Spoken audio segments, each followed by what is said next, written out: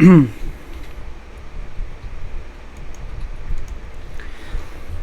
بالله السميع العليم من الشيطان الرجيم. بسم الله الرحمن الرحيم. الحمد لله والصلاة والسلام على أشرف الأنبياء المرسلين. الحمد لله أحاط بكل شيء خبرا وجعل لكل شيء قدرا وأسبغ على الخلائق من حفظه سترا. أحمده سبحانه وأشكره وأتوب إليه وأستغفره وأشهد أن لا إله إلا الله وحده لا شريك له وأشهد أن سيدنا ونبينا محمدا عبده ورسوله أرسله إلى الناس كافة عذرا ونظرا. صلى الله وسلم وبارك عليه وعلى آله وصحبه. أخرج الله لهم ذكرا وأعظمهم لهم أجرا والتابعين ومن تبعهم بإحسان. أما بعد. السلام عليكم ورحمة الله وبركاته. وعليكم السلام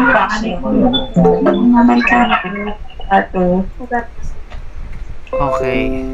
Waalaikumsalam warahmatullahi wabarakatuh ya Ustad. Jazakumullahu khair. So ngayon ay dadako tayo ngayon sa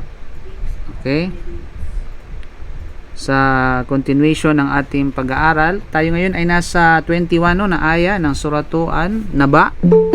At of course sa ika-21 na yan ay natalakay na natin ang usapin na may kaugnayan sa nahu at sa sarf. Ngayon dadako tayo ngayon sa tinatawag na tafsir.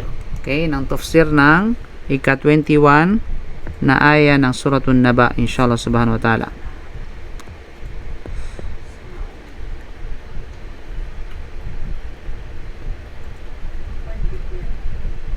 Okay.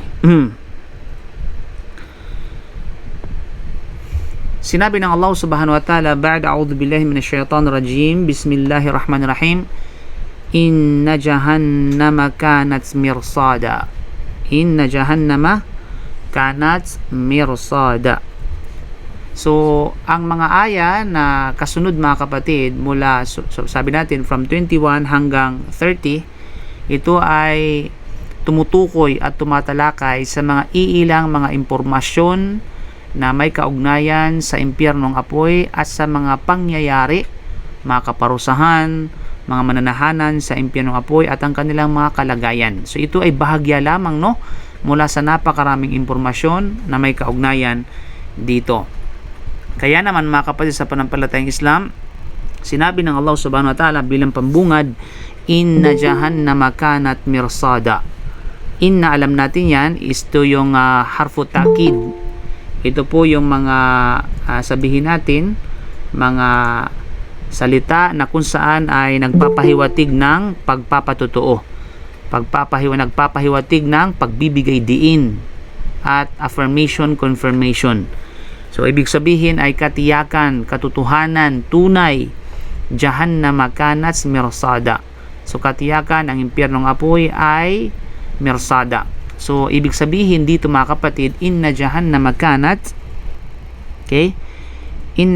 Inna jahannama kanat, na ibig sabihin ang impyernong apoy na nasa paghatol at kaalaman ng Allah subhanahu wa ta'ala, mirsada. Okay? Ay nag-aambang. So, mirsada, nang ibig sabihin ay nag-aambang. Okay? Ito ay tumutukoy sa nag-aambang. Nangangahulugan ay naghihintay laang. Okay? So, hindi lahat na naghihintay ay maganda. Pakatandaan natin. Nag-aabang. So, yes, nag-aambang yan or nag-aabang. Diba?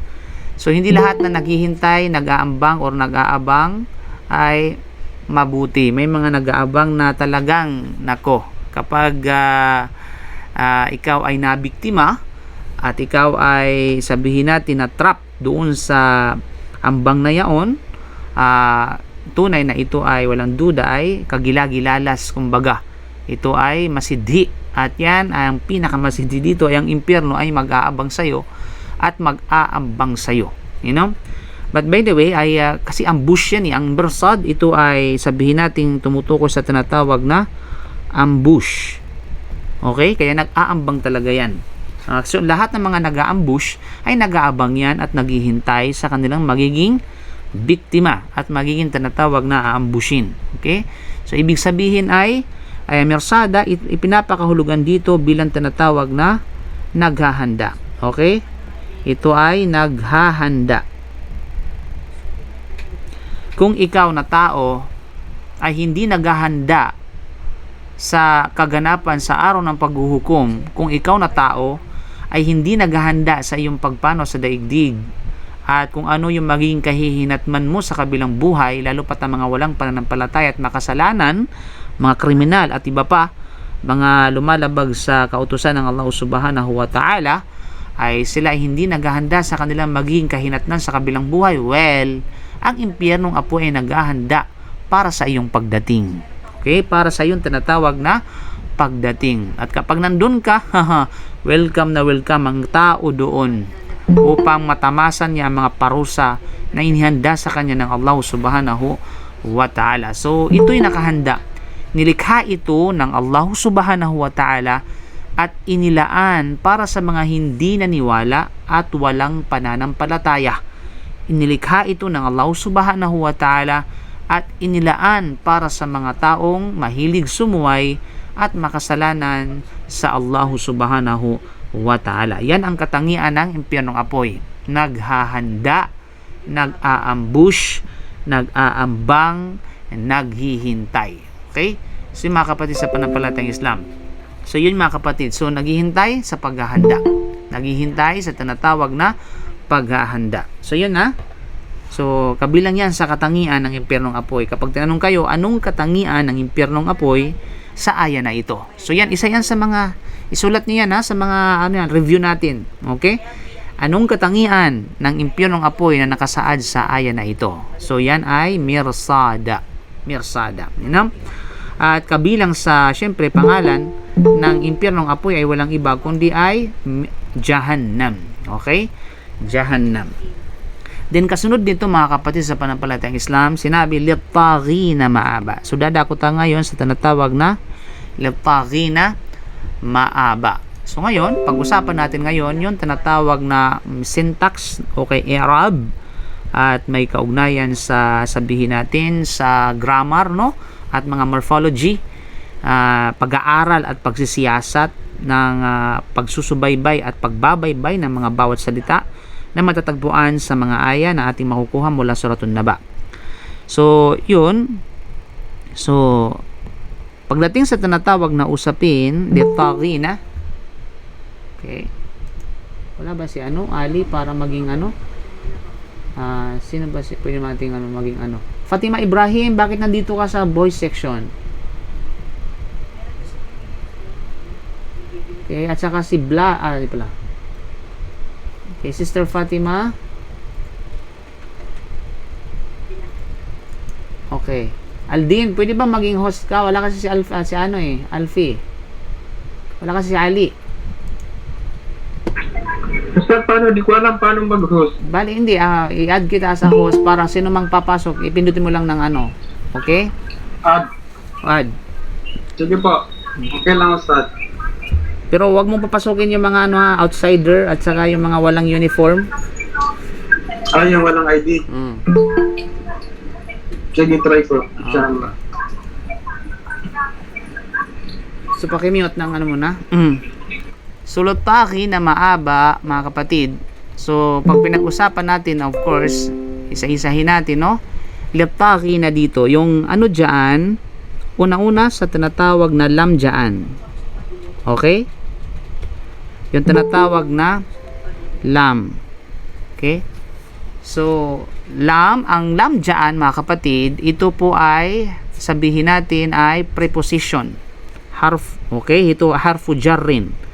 So, ang lam dyan ay harfu jarrin. Ibig sabihin, ito po yung preposition na kung saan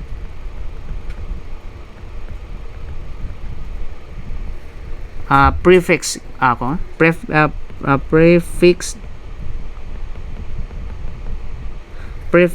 preposition. So pag sinabing prefix, mga kapatid, ito yung mga yung mga nakakabit, no, na nasa unahan. Ang suffix ay nakakabit na nasa duluhan. So, prefix preposition, yung lam dyan. Na kung saan ang tinatawag na ano po, ang kahulugan dyan ng lam ay for. Okay? So, maraming gamit ang lam. Isa sa mga kahulugan nito ng lam ay walang iba kundi ang for. Para. Okay? Hindi yung para ng jeep ha, kundi para. Para sa. Para kanino? Para sa. Ang mahalaga, li. La ay para. For sa tinatawag na English. Prefix preposition pagdating sa tinatawag na i'rab. Ayan. Jar. Then, alam natin, ang li dito, ang li kasi, ang lam na yan ay maaari siyang ikabit sa noun at maaari siyang ikabit sa tinatawag na verb. Okay? Subalit sa pagkakataon na ito, ikinabit dito sa tinatawag na noun. So, tagin, ibig sabihin ito ay tinatawag na noun. Pangalan, kumbaga. Kaya makikita natin dito, ayan, kanats letagina maaba. So, yan ay preposition. Yung pa dyan, ayan, okay, ito ay preposition.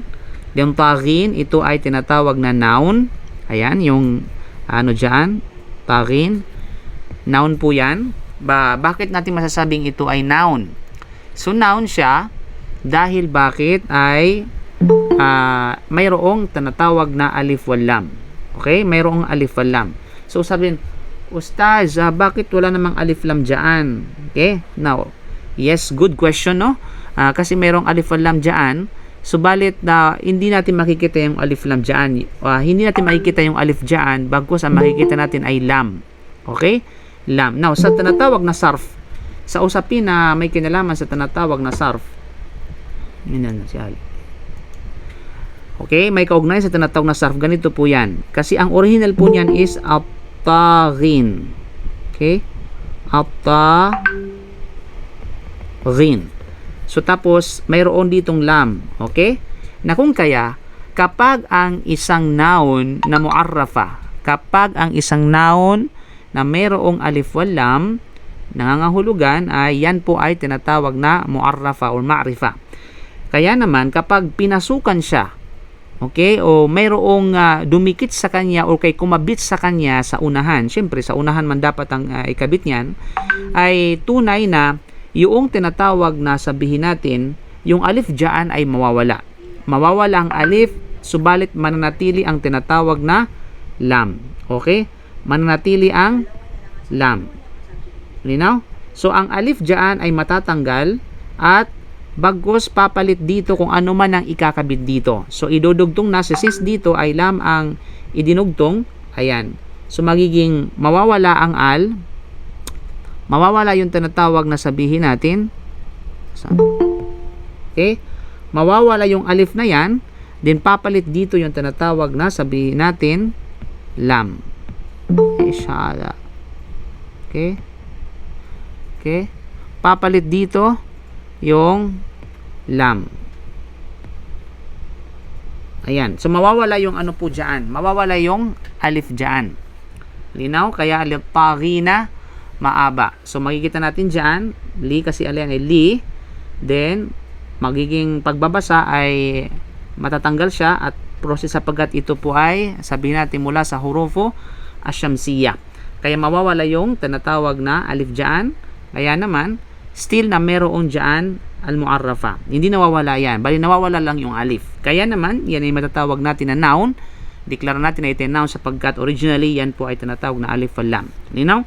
Kaya litagina maaba. So, alam natin na ang isa sa mga sign na ito ay noun ay dahil sa tinatawag na sabihin natin alif wal lam. Pagpasok ng alif wal lam. Kaya dyan, since na ito ay preposition, yan po ay preposition, at kapag ang isang preposition o harful jar pumasok sa tinatawag na noun, so magiging tinatawag na majrur. Ang tawag doon sa ano ay magiging tinatawag na majrur. So jar wa majrur. Okay? Ang tawag po dyan ay jar wa majrur.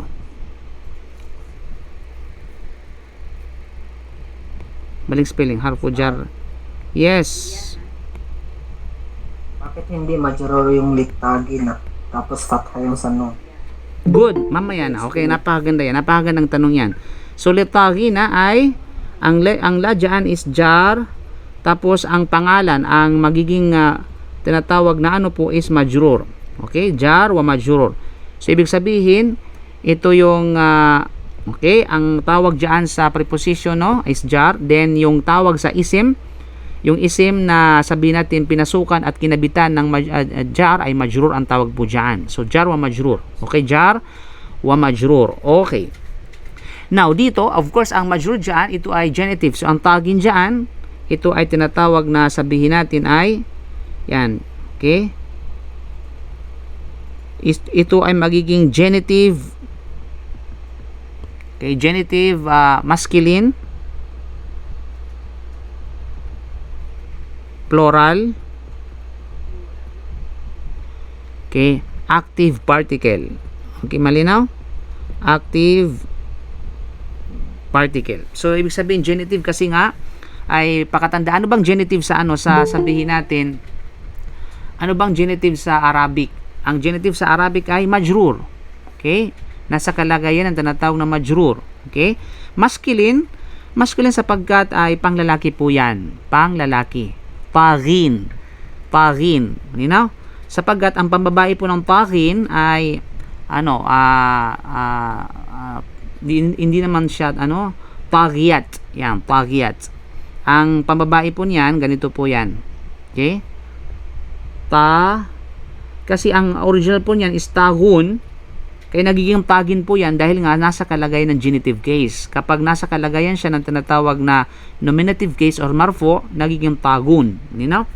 Kapag ginawa siyang plural, yung yung tagun na yan, taghiyat. Okay? Naging taghiyat. Yan po yung plural form pag babae. Pag lalaki is tagun. Now, ibig sabihin ba, ustads, na since ang pinag-usapan dyan ay impyerong apoy, para sa mga tagin, pang lalaki lang ba? So that's another question, no? Pang lalaki lang ba? So hindi po. Sa Arabic kasi, once na kapag nagkahalo na ang babae at saka ang lalaki, ang ginagamit na sabihin natin ng pantukoy ay walang iba kundi pang lalaki, na kung saan ay sumasaklaw sa pangkalahatan. Yan po yung prinsipyo, tatandaan po natin ha. Ulitin po natin. Once na kapag ang khitab, ibig sabihin ang kausap, no? Ang addressee. Kapag ang addressee ay magkahalong babae at saka lalaki, ang gagamitin sa Arabic, ang gagamitin na pantukoy ay walang iba kundi ay panglalaki. Panglalaki. Linaw na kung saan tumutukoy at nagpapahiwatig sa parihong tinatawag na kasarian. You know? Kasi hindi na pwedeng litagi na wala litagiyat. Hindi na kailangan yon. Okay? Sa Arabic ay isahan na yon. Although, grammatically speaking, yan ay tumutukoy sa tinatawag na panglalaki. Pero the meaning, ika nga, ito ay tumutukoy sa pangkalahatan. Kasi nga sa Arabic, ulitin ko, once na kapag ang involved ay lalaki at saka babae, sa isang sa tinutukoy, ang pantukoy na ginagamit ay panglalaki. You know? Now, just another, sabihin natin, good question. Now, yun doon sa tinatawag na, ano yung tanong mo dito kanina, Jenry? Bakit yung lampo, halford jar, tapos, bakit yung litagi mansub siya ustad yung tagi na? Okay, good Tagi question. Okay, ganito po yan. Ustaz, bakit? Napakagandang katanungan, ano?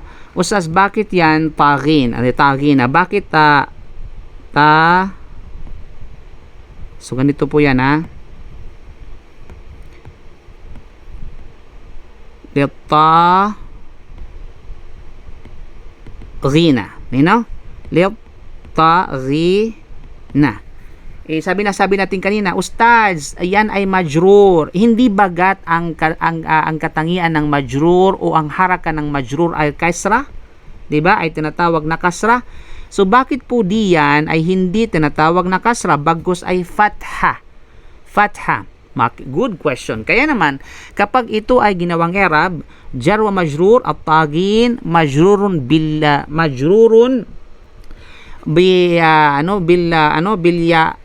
okay, majrurun bil fatha li'annahu jam'u mudhakkar salim. You know? So yun po yan. So actually majrurun bilya po ang tawag diyan, majrurun bilya. Kasi majrurun tinatawag na bilya yan. Kasi nga ang original na tinatawag na form niyan is tagun, di ba? Tagun. Okay? Tagun. Now, kapag tagun, kapag ito ay nasa kalagayan ng marfu or nasa kalagayan ng tinatawag na nominative case. Okay? Subalit, itong tinatawag na, so maglagay tayo dito ng tinatawag, jam'u taksir yan. Jam'u mudhakkar salim. Okay? Jam'u mudhakkar salim. Ibig sabihin ay sound plural po yan ng panglalaki. Okay? Sound plural ng panglalaki. Now, kapag ang jam'u mudhakkar salim ay inilagay siya, no? I-convert siya sa tinatawag na accusative in genitive. Ayan. I-convert siya ngayon sa tinatawag na sabihin nating mansub at saka majrur. Okay? Ibig sabihin, i-convert siya ngayon sa tinatawag na, lamustaan, sa accusative. Anong tinatawag na accusative? Baris, fatha, at saka genitive. Okay, baris kasra. Then, ano ang mangyari sa kanya? Magiging tinatawag na taghin. Okay, magiging taghin. Ninaw? Magiging tinatawag na taghina. Taghina. Kasi ngayon, kasi kung nominative din yan, magiging tinatawag na sabihin natin taghuna. So, ang pinagbabasihan po dito, yung tinatawag na waw at saka nun, at saka yung ya at saka nun. Yan po yung pinagbabasihan dyan. Kaya muslimina, muslimuna. Okay? Mu'minuna, mu'minina. So, yung na dyan, built-in po yan. Ibig sabihin ay, hindi po nababago yan.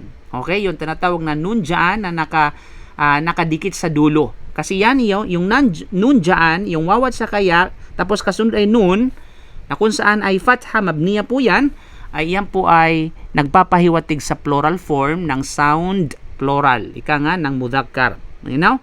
Kaya naman, so yung kanyang maging kalagayan ay sinasabi is majrurum bilya li'annahu mudhakkar. Okay? Li'annahu jam'u mudhakkar salim. Kaya yun po yun. Kasi mo pwede sabing litagini. So walang ganun po, litagini. So okay? So yung kapalit noon, since na ito ay plural, ang kapalit noon ay ya at saka tinatawag na nun. Mainam? So para maging madali tayo, para at least maintindihan ng mabuti, ganito po yan ha. Kapag pinag-usapan natin ang jam'u mudhakkar salim, jam'u mudhakkar salim, ibig sabihin ay sound plural at hindi broken plural para sa mga tinatawag na masculine, para sa panglalaki. Ang kaida po niyan ay ganito. Yan po yung kaida niyan ha. Okay? So meron tayong nominative case which is nasa kalagayan ng marfu. Okay, marfu. Anong baris? Baris damma. At yung tinatawag na nasa kalagayan ng, sabihin natin na, accusative at saka genitive. Nasa kalagayan ng majrur at saka nasa kalagayan ng, sabihin natin ay, ano yon? Mansub. Okay? Nasa kalagayan ng majrur at nasa kalagayan ng mansub. Kaya, so lang sabi natin na huwag niyong kalimutan yung mga term na ito, yung mansub, majrur, kasi mahalaga po yan. You know? Now, dito, ano yung kanya magiging tinatawag na ano? So, from the tinatawag na original form, mag-a-add ka lamang ng waw at saka nun. Waw at saka nun. Tapos, yung waw na yan, magiging kasra, at saka yung tinatawag na nun dyan, magiging sabihin nating fatha. Okay? So, mag-a-add ka lamang. Yan po yung suffix na yan. Limbawa, magsabi nating Muslim. Okay, meron tayong word na muslimo. Muslimo. So, i-add mo lamang yung waw at saka nun para maging muslimuna. Okay, yung nun dyan, fatha. Hindi pwede maging kasra, hindi pwede maging damma, kundi fatha talaga yan. Okay? Muslimuna. Pag nasa kalagayan naman itong jam'u mudhakkar salim, pag nasa kalagayan ng majrur at nasa kalagayan ng mansub, parehas lang ang pattern. Okay? Just copy the original form. Muslim. Okay? Plus, add ya at saka nun. Nun na fatha. Okay?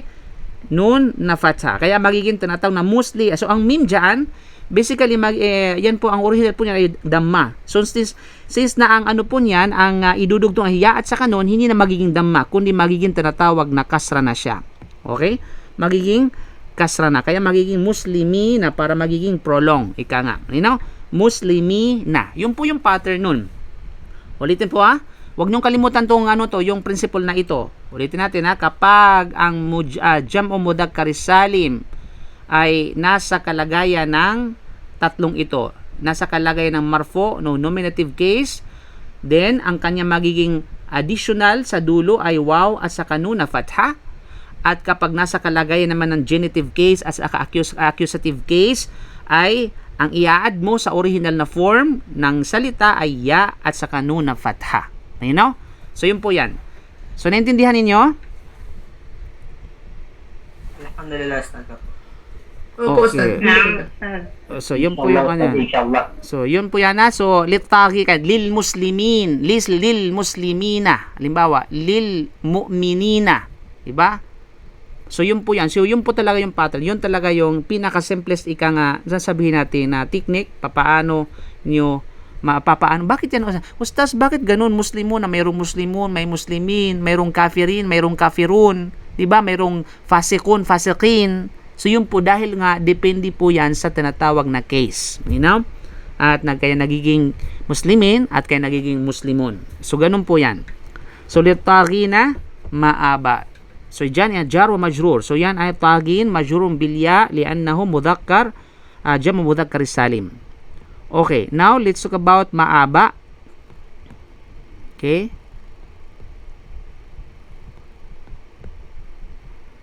Ang maaba dito mga kapatid na of course ano yan? Noun, verb, maaba is ito ay noun. So anong sign ng kanyang noun? Pagiging noun niya, ang sign niya ay fathatain. Okay, fathatain. So tandaan natin, hindi pwedeng pumasok ang tanwin sa tinatawag na salita maliban lamang sa noun. Kaya ito ay noun. So maaba. Subalit, ano ang case niyan? Ano ang kalagayan niyan? So after na matukoy natin kung ito ba ay noun or ito ba ay sabihin natin, ito ba ay tawag dyan harf or ito ba ay verb. So tunghayan agad natin kung ano ang case niyan, kung bakit siya nagiging fatha. Okay, kung bakit siya.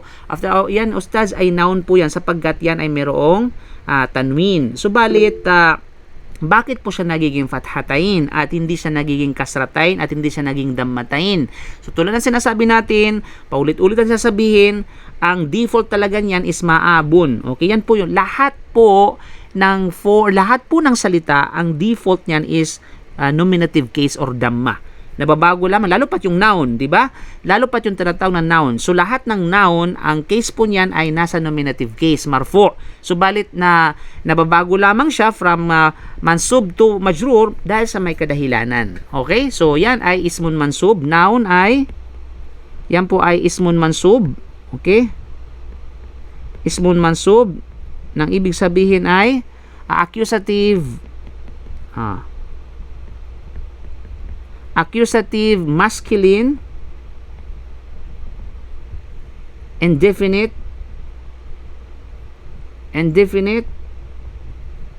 noun. Okay, alam natin ang accusative, no? Ang accusative ay mansub, 'di ba? Okay, ang pangit talaga ng writing ko sa tagperola. Ay, ambot na lang yun ni oy. Okay, ayusin ko ha. Hindi naman yan, Ustaz. Nababasa naman eh. Nagkatawa talaga yung reaction mo. Hindi man kaaya-aya ang writing ko, subhanallah. Mansub, siguro depende talaga yan sa panulat, no? Okay. Mansub. So, accusative, masculine, mudhakkar, yan. Alam yan, masculine, ibig sabihin ay mansub, ayan, para transliterate natin, mansub, mudhakkar. Okay? Indefinite, ano ang indefinite na ang ibig sabihin na tinatawag na indefinite mga kapatid ay okay? Nakira. Ismun nakira. Yan po yan ismun nakira po yan sa tinatawag na Arabic nakira. Ang ibig sabihin ng nakira ay indefinite. Ang ibig sabihin ng indefinite sa Tagalog ay hindi tukoy. hindi tinatawag na tukoy. Kaya naman, ang sign kapag pakatandaan natin na kapag ang isang noun ay walang tinatawag na alif wal lam, okay? Ang tawag po diyan ay nakira. Okay, kapag ang noun na merong alif wal lam, ang tawag po diyan is ma'rifa. Ibig sabihin tukoy. Definite. Sa English, ang tawag diyan ay definite. Okay? Ayan ba yung tamang spelling? Yan, definite noun. Kapag mayroong alif wal lam. So, definite ma'rifa. Ibig sabihin ay tukoy yan. Linaw? Kapag walang alif wal lam, ang tawag po diyan is nakira. Ang tawag po ay nakira. Nangangahulugan is indefinite. Okay? Indefinite. Ibig sabihin ay hindi tukoy. So, yun po yan, ha? So, yung sign ng nakira ay walang alif wal lam. Siyempre, nagiging fathatayin yan sapagkat ang rules ng pagdating sa tinatawag na kitaba, ang fathatayin ay mayroong additional na alif sa dulo. Okay? So, subalit, pagdating sa tinatawag na i'rab, okay, ano po yan? Bakit siya nagiging tinatawag na sabihin natin ay indefinite? So, yun po ay khabar thani. So, ito po, makikita natin din sa ano yan, kanat litagi na maaba. Okay, khabar thani. So,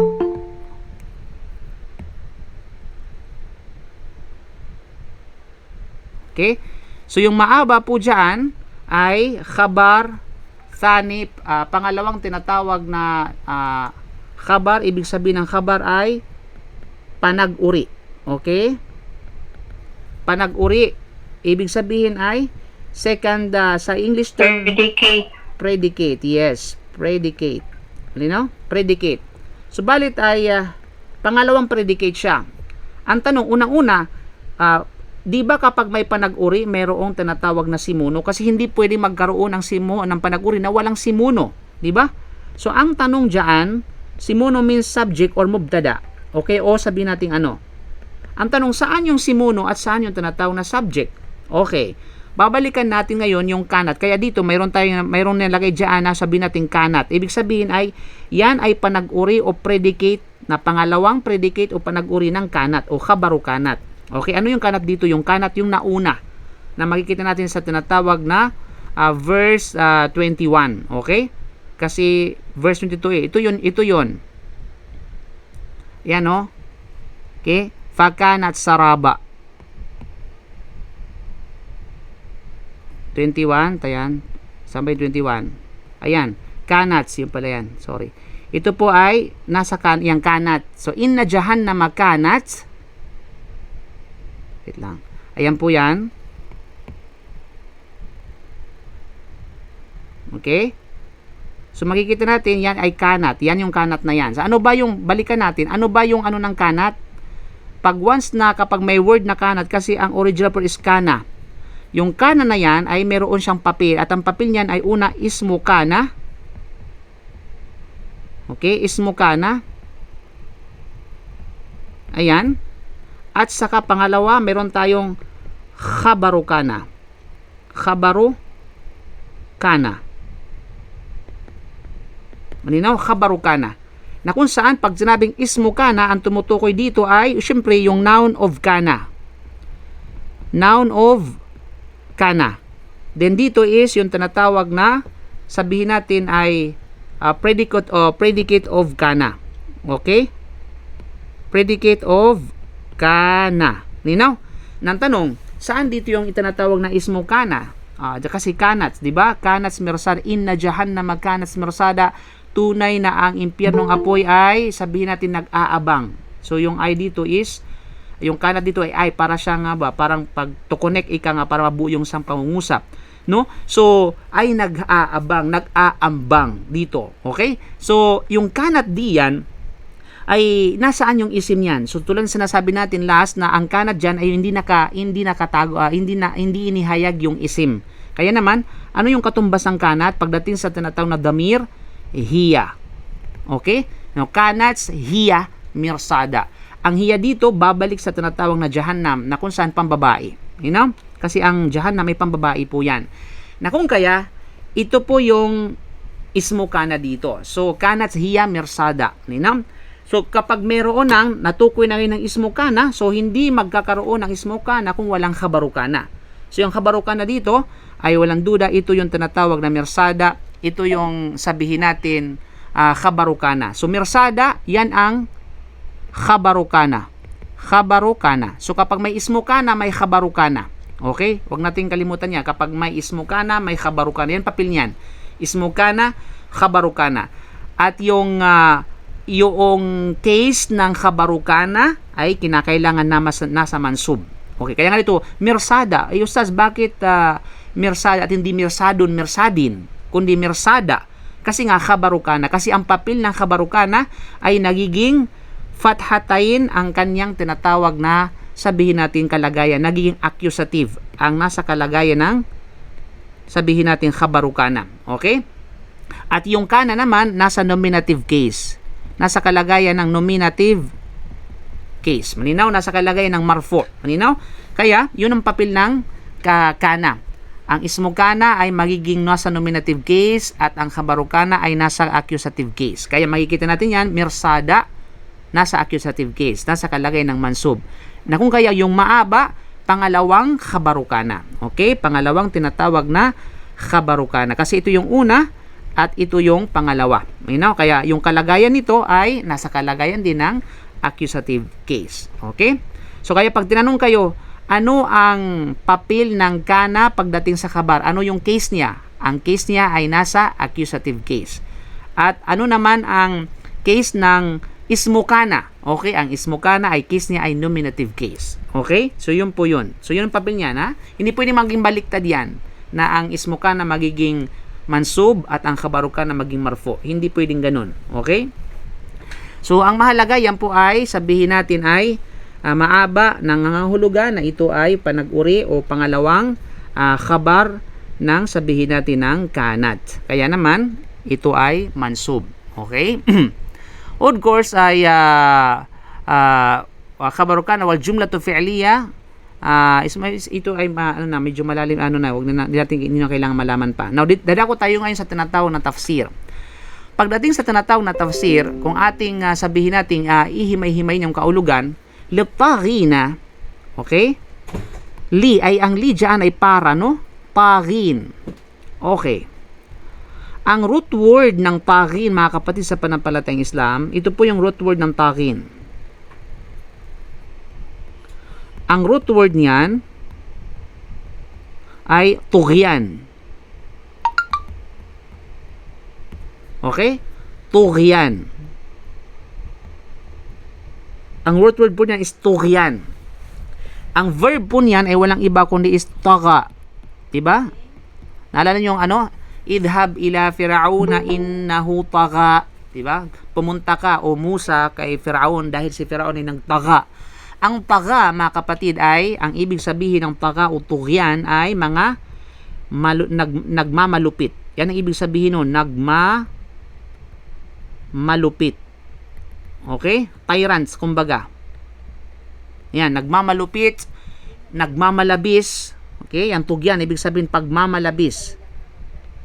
Pagmamalabis, o kaya sabihin natin ay pag nag-aalipusta, okay, nagmamayabang, lahat ng mga kahulugan nito ay pasok sa tinatawag na tughyan. Nagmamataas, yan po ang ibig sabihin ng tughyan. Lumagpas sa hangganan, yan po yan. Okay? Tazawaj anil hudud. Diba? Lumagpas sa tinatawag na hangganan o transgression ang tawag diyan. Okay? Lahat po yan ay nasa kahulugan ng tughyan. Na kung kaya, ang tinutukoy dito ng mga tao ay walang iba kundi mga hindi mananampalataya. Okay? Hindi mananampalataya. Mga suwail, kumbaga. So, taghin, nangangahulugan ay para sa mga suwail. Para sa mga sutil, para sa mga mayayabang, para sa mga pagmataas, para sa mga lumagpas sa hangganan, para sa mga walang pananampalataya. Yun po yan. Okay? So, ibig sabihin dito, katotohanan, ang impyernong apoy ay nag-aambang, naghihintay, di ba? Nag-aantabay. Kanino? Para sa mga tagin, para sa mga suwail, para sa mga sutil, para sa mga walang pananampalataya, maaba. Now dito, ang ibig sabihin ng maaba, ay ang hulugan ay dulugan. O di naman kaya ay takbuhan.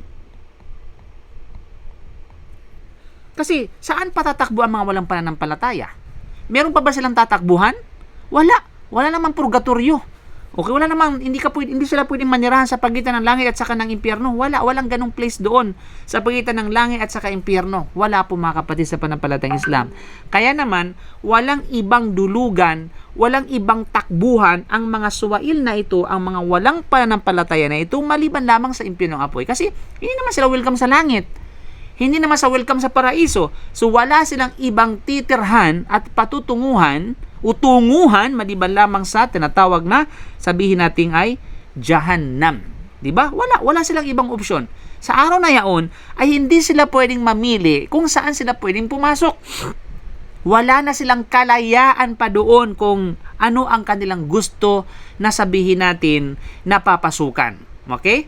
Wala mga kapatid. Ang mayroong kalayaan na magawa ang lahat kapag ang isang taong makapasok na sa paraiso. Yun lang. Yun lang ang tanging mayroong kalayaan. Gawin mo na ang anumang naisin mong gawin doon sa paraiso. Libre, walang problema, walang bawal. Pero pagdating sa impyerno, walang pwede, walang opsyon ng tao kundi ay siya ay tatanggap. Kahit gusto niya o hindi niya gusto, tatanggap siya ng parusa. Okay? Hindi niya gusto, tatanggap pa rin siya ng tinatawag na parusa. Kung gugustuhin niya, tatanggap pa rin siya ng tinatawag na parusa. So, walang option doon sa tinatawag na impyernong apoy. So, walang tunguhan. Ang hindi mananampalataya, ang mga tagin, maliban lamang sa tinatawag na impyernong apoy. So, ibig sabihin, nangangahulugan, patutunguhan, yan ang maab. Ibig sabihin ay patutunguhan. Okay? Patutunguhan, o tunguhan, kumbaga. Ninaw? Para sa mga walang pananampalataya na mayabang at nagmamataas sa pananampalataya, mga suwail, mga sutil, ito ay kagaya ng sinabi ng Allah subhanahu wa ta'ala na kung saan matatagpuan sa Surah As-Saffat, no? Chapter 37, verse 68 ng banal na Quran na nagsasabi, "Thumma inna marji'ahum la ilal jahim." Okay? Thumma inna marji'ahum la ilal jahim. Pagkatapos ay walang pag-aalinlangan ang kanilang patutunguhan, marji'. Okay? Ang kanilang babalikan at patutunguhan ay panibagong masidhing kaparusahang muli sa impyernong apoy na naglalagablab. Okay? Naglalagablab na apoy ng impyerno. So ito ay tinafsiran ika nga ng ibang aya, yung maab, na ito ay marji'. Sa Arabic term, ito ay tinatawag na marji'. Okay? Na kung saan ay babalikan, kumbaga. Okay? Kasi nga, walang duda, ay kung tatakas man ika nga yaong mga impyerno, mga nasa loob ng impyernong apoy, wala silang babalikan. Kundi ay walang iba kundi apoy. Biro mo, hindi sila makakatakas sapagkat kanan, kaliwa, taas at saka ibaba ay puro apoy. Napapaligiran sila ng apoy at walang pagtakas doon. At hindi pwedeng mabaya, walang ano doon, walang ransom, kumbaga, mga kapatid sa pananampalatayang Islam, sa mga walang pananampalataya. Okay. At dahil dito mga kapatid sa pananampalatayang Islam, yun nga, tumatanggi at sumasalungat, no? Sila yung mga tagin, sumatanggi, sumasalungat sa propeta Muhammad sallallahu alaihi wasallam, sumasalungat sa batas ng Allah subhanahu wa ta'ala, kautusan ng Allah subhanahu wa ta'ala, maaba na kung saan lugar ng pagbabalik. Isa sa mga kahulugan nito, maaba is lugar ng pagbabalik. Ayon sa Tafsir Ibn Kathir rahimahullah, ito yung huling hantungan, huling resulta at tinatawag na tirahan. So magkakapalit lang yung tinatawag na sabihin nating kahulugan. Okay? Tirahan, ayan, huling hantungan, okay? Ito yung tinatawag na lugar ng pagbabalik or lugar ng babalikan, okay? Pagbabalik. Lahat yan, iyan ang ibig sabihin ng tinatawag na maab. Sulyatari na maaba. So ating babalikan nun. Tunay at katiyakan ng impyernong apoy ay nag-aambang, nag-aantay, litari na para sa mga sutil, suwail, walang pananampalataya, nagmamataas ang mamayabang, maaba, na kung saan ito ay kanilang huling hantungan, ito yung lugar ng pagbabalik, ito yung kanilang huling resulta, ito yung kanilang tirahan, ito yung kanilang dulugan, ito yung kanilang takbuhan o anumang katulad nito. Okay? Labithina fiha maaba. The next ay labithina fiha maaba. Labithina ahqaba, sorry. Labithina fiha ahqaba. Okay. Pagdating sa tinatawag na usaping mga kapatid, grammar, walang duda, diyan yung labithina. Labithina, una-una, sa labithina muna tayo. Ito po ay noun. Ayan. So, bakit natin masasabi na ito ay noun? Sapagkat, ano yung dahilan? Bakit natin masabi yan noun? Ano ang patunay? Sige nga. Sa ya at nun, Ustad. Ya at nun. Yun, ya at saka tinatawag na nun. Kasi yan ay tumutukoy sa jamo. Okay? Plural. Yes, sound plural. Okay? Masculine, kumbaga. Jamu mudhakkar salim. Jamo mudhakkar salim. Kaya, yan ay tinatawag na sabihin natin na noun. Kaya naman, ito ay ismun mansub. Sa Arabic, ito ay ismun mansubin. Okay? Ito ay ismun mansub. Okay? Ismun mansub. Tulad ng kanina, no? Ismun mansub, ibig sabihin accusative, masculine, plural, active particle. Malinaw? Yan po yung tinatawag na ismun mansub. Okay. So, yan ay plural form. Noun, plural. Ito po ay plural. Now, ano ang singular ng labithin? Labasa. Okay, singular form. Labithin ay plural. Ang singular is labith. Okay? Labith. Labith. Yan po ang ano po niyan. Labith. Okay? Alam mo kapatid, labith akong nasaktan sa'yo. Ta? Oh, good. Tawa naman kayo dyan. Ano po yung ibig sabihin ng labi? Ito pa, wala pa tayo sa kahulugan. Nasa ano pa tayo? Nasa pa, ano pa tayo ng Arab. Okay? Nasa grammar, kumbaga. Now, labithin, ika nga. Nakunsay, ang pangalawang tanong, labithin, sa anong case po siya? Pag-usapan natin ng case. Ano ang kaso niya? Tandaan natin, meron tayong 4 na kaso na nominative case, which is marfu', accusative case, which is mansub, genitive case, which is majrur, and jussive case, which is majazum. Ang tanong, saan sa 4 na kaso ang meron ito? Mansub, Ustad. Majrur. Mansub, Ustad. Okay, so iikot lamang yan sa tinatawag na mansub at saka majrur, no? Kasi nga ang ya at saka nun, okay, ang ya at saka nun fatha na yan ay dalawang lalagyan yan, either sa mansub o either sa tinatawag na majrur. Okay? Kasi yan po yung sign po nan, ang nun at saka magkasama lang yan. Kapag pinag-usapan natin ng plural form, nasa kalagay ng majnun, nasa kalagay ng majrur at saka tinatawag na mansub. Pero ang tanong, nagtatalo-talo kayo, ano ba, majrur o tinatawag na mansub? Okay, Majrur, Sheikh. majrur, ha? Okay. Majrur. Lahat kayo majrur. Ang tanong, sa mga nagsasabi na majrur, bakit mo nasabing sa kalagayan siya ng majrur? Kasi ano po, Ustad, Kaya, ang Sheikh, sa pagkakatanda ko, kung mansub siya, dapat labithaini. Yung ya magiging sukun. Nasa kalagayan na tayo ng mansub kapag ganun. Oops. Pero pag kasra siya, labithina, majrur. No, kasi bakit? Pag sinabi mong labithaini, Walang hako dyan. okay, ganito po yan, ha? Doon sa good observation po yung tinatawag labithaini. Labithaini.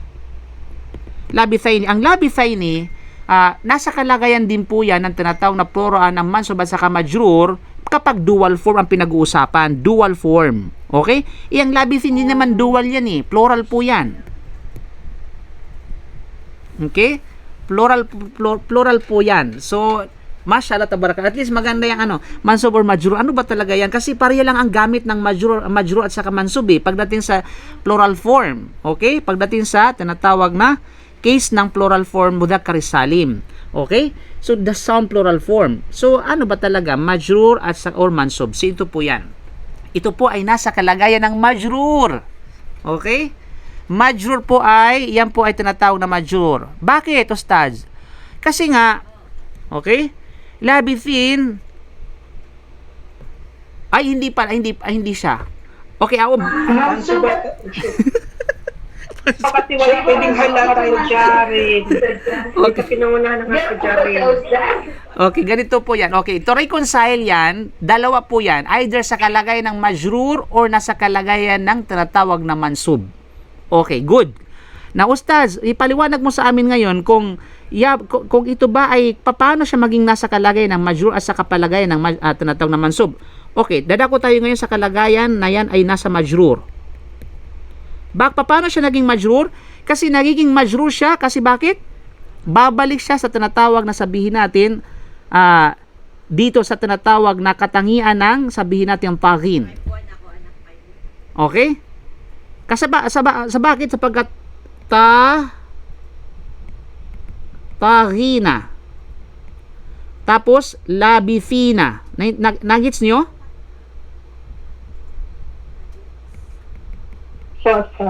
Okay? Labithina. Okay? Na kung kaya, taghina labithina. Na kung kaya dito, may mga ibang nagsabi na ang labithina dito ito ay katangian ng tinatawag na sabihin natin ng taghin. Katangian ng taghin. You know? Labithina, taghin. Pero, medyo tinatawag na sabihin natin malabo ito kapag ito ay nasa kalagayan ng sabihin natin ng katangian. Kasi bakit? Nagiging rejected yung kasabihan na ito ay katangian, yung labithina katangian ng taghin. Kasi alam natin, di ba? Pag pinag-usapan natin ang katangian or adjective, okay? Nasa kalagayan ng adjective, which is sifa, no? Sifa. Ano ba ang tinatawag na ano? Ano ba ang position ng sifa or adjective? Pagkatandaan natin kung ano yung position ng adjective, yun yung position ng tinatawag na mausuf. Kasi ito yung sifa, okay? Ito yung sifa, sa mga nagsasabi na ito ay sifa, at ito yung tinatawag na mausuf, yung dinescribe. Okay? Pagkatandaan natin kung ano ang kalagayan ng mausuf, yun ang kalagayan ng sifa. Right? Yan ang napag-aral natin, di ba? Okay.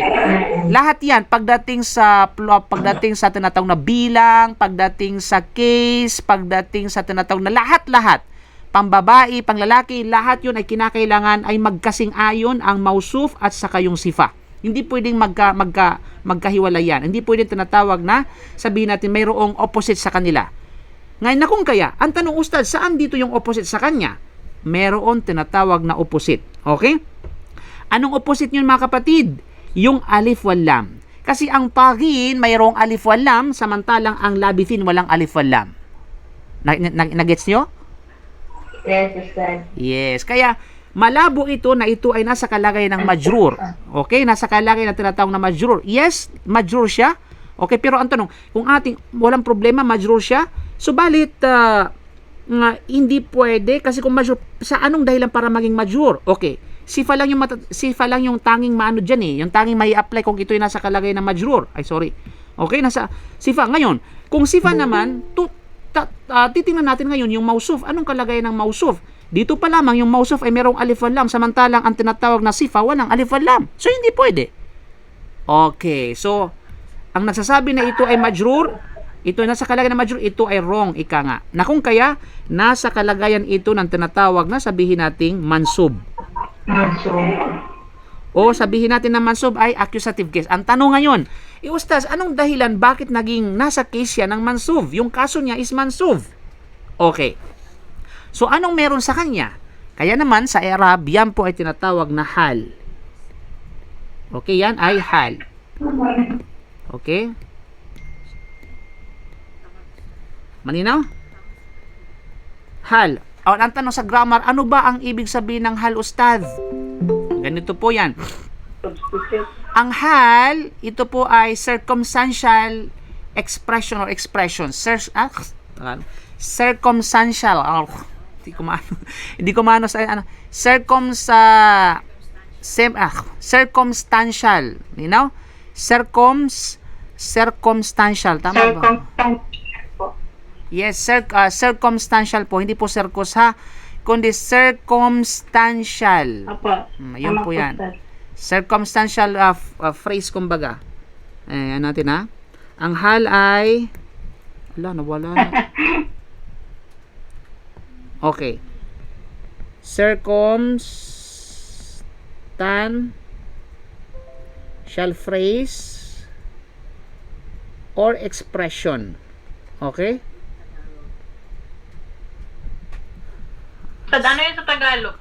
Okay, ang ibig sabihin po ang circumstantial phrase or expression, ito po ay salita or parirala na tumutukoy sa kalagayan ng tinutukoy. Okay?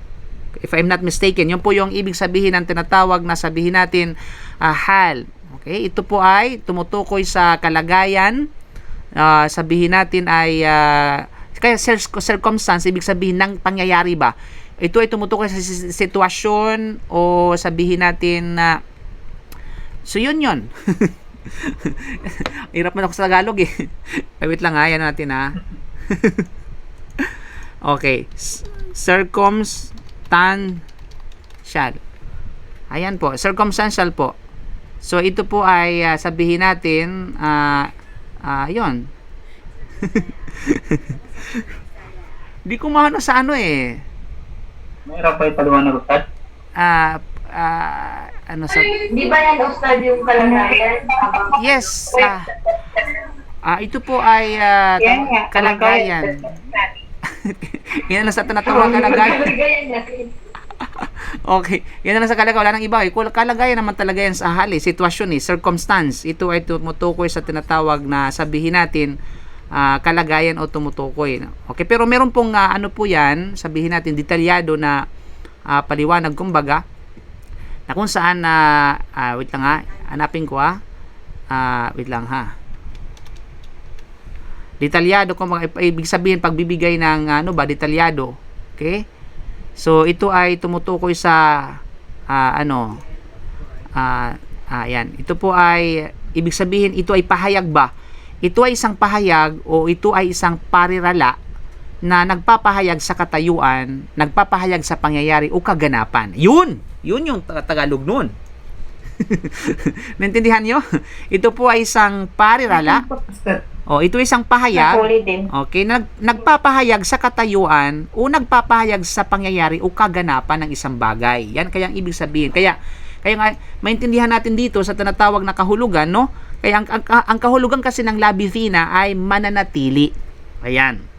Labithina, ibig sabihin sila ay mananatili roon. Fiha, ibig sabihin doon sa impyerong apoy. Okay, so mananatili. So anong kalagayan nila? Mananatili. So ito po ay hal. Na kung kaya, pagdating sa tinatawag na grammatically speaking, yung hal, ang kanyang case ay, walang duda, ay majrur. Yan po kapag ang hal ang pinag-uusapan natin dito, yung kanyang magiging case ay nasa tinatawag na majrur, nasa mansub. Okay? Nasa kalagayan ng mansub ang tinatawag na hal. So pag mansub, ito ay accusative case o fatha or fathatain. So since daan ay plural form, kaya ang kapalit nito is ya at saka nun. Sa halip na fatha or fathatain, ya at saka nun. Na fatha ang pamalit po doon sa tinatawag na baris nun, sa haraka nun. So yun po, hal po yan fiha. Okay? So ang fiha, alam natin yan. Ano natin dito? Ang fiha ay jar wa majrur. Okay? Ang fiha ay walang iba kundi ito ay tinatawag na jar wa majrur. Ang ibig sabihin, ang fi dyan, ayan, fi, ito po ay jar, ang ha dito ay majrur. Alam natin ang jar ibig sabihin, okay? Ang jar, ang ibig sabihin ay preposition. Alam natin yan, no? Ito ay preposition. Kabilang yan sa tinatawag na preposition. Ano ba sa Tagalog yung preposition? Okay? Preposition. Pang-ukol. Ito ay pang-ukol. You know? So, ang majrur, ito yung tawag doon sa noun na kung saan ay ikinabitan ng jar. Kinabitan ng tinatawag na sabihin natin ng jar. Na kung kaya yung ha kasi dito ay ano ba yung ha diyan? Okay, ang ha po diyan, yan po ay third person. Third person, no? Feminine. Singular. Okay, singular object pronoun. Okay, singular object pronoun. Okay? So, ang third person sa Arabic yan ay al-ghaib. You know, al-ghaib. Al-ghaib. Yan po yan. Then, feminine, ano sa Arabic? Yan ay mu'annath. Okay? Mu'annath. Feminine. Then, singular object, ito po ay tinatawag na sabihin natin ay mufrad. Okay? Mufrad. Then, pronoun. Anong pronoun? Okay, damir. Okay? Damir. Okay, yes, damir. Malinaw? Yan po yan. So, mufrad. So, walang duda, fiha. Kaya ito ay tumutukoy sa, which is, tumutukoy, anong klaseng pronoun ito? Connected pronoun. Ito po ay tumutukoy sa tinatawag na connected pronoun. Damir. Okay, damir muttasil. ضمير متصل تقديرها هي. Yes. Okay, damir muttasil at muttasil mabniun ala sukun. Damir muttasil. Okay? Damir muttasil mabniun ala sukun. You know? Fi mahalli majrur. Okay? Li'annahu majrur. Damir mas ano pala ganun pala yung pag-i'rab niyan. Fiha damirun muttasil mabniun ala sukun.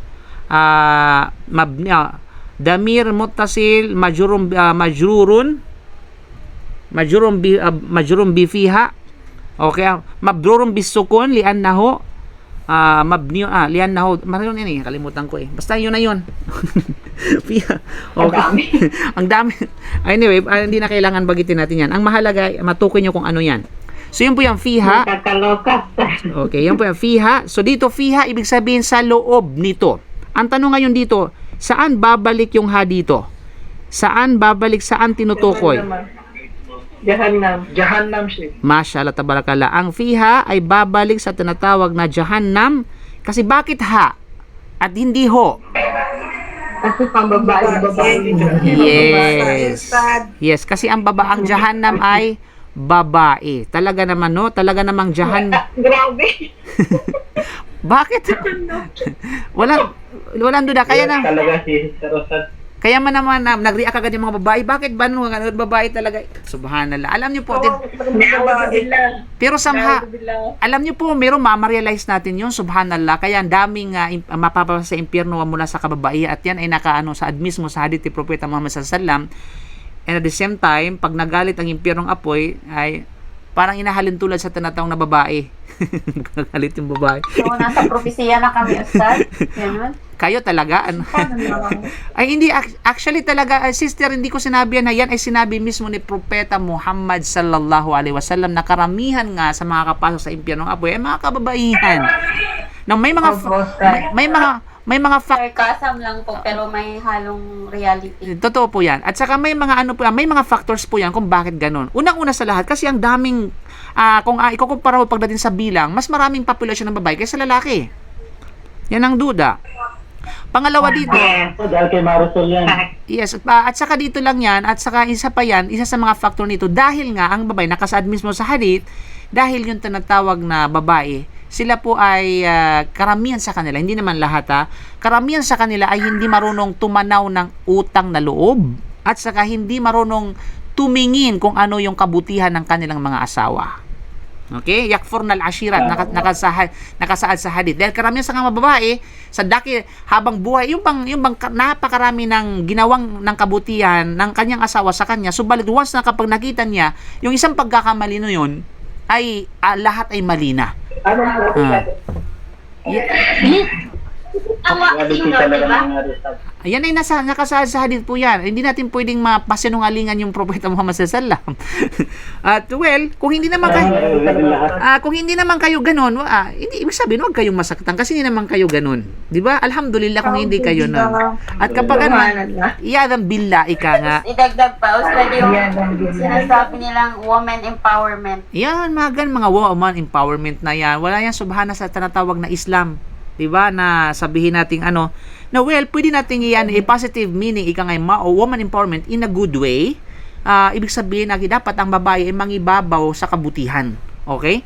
Mangibabaw sa tinatawag na kabutihan, mauna pagdating sa tinatawag kabutihan, mga ganun mga bagay. But in a negative way, hindi yan ina-accept ng Islam, of course.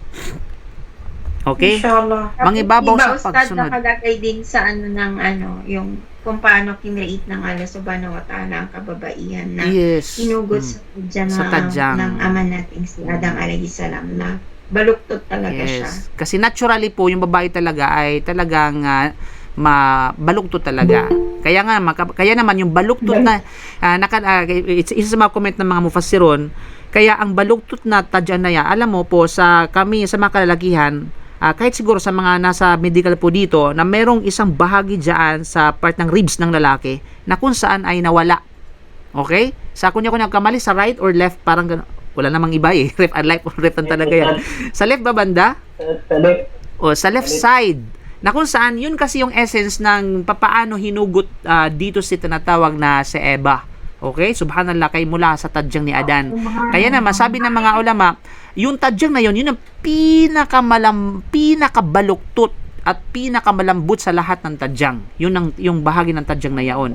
Kaya naman, yung essence ng babae, sila ay baluktot at sila ay tinatawag na malambot. Kaya naman, kapag itong malambot, kapag itong baluktot na, marupok. Kaya kapag itong tinatawag na, kaya kapag itong baluktot na ito, kapag ang pagtuwid sa baluktot na ito, kapag ito ay, yung bang pagtuwid na diretsahan at hindi dahan-dahan, hindi ka magtatagumpay sa pagtuwid ng babae.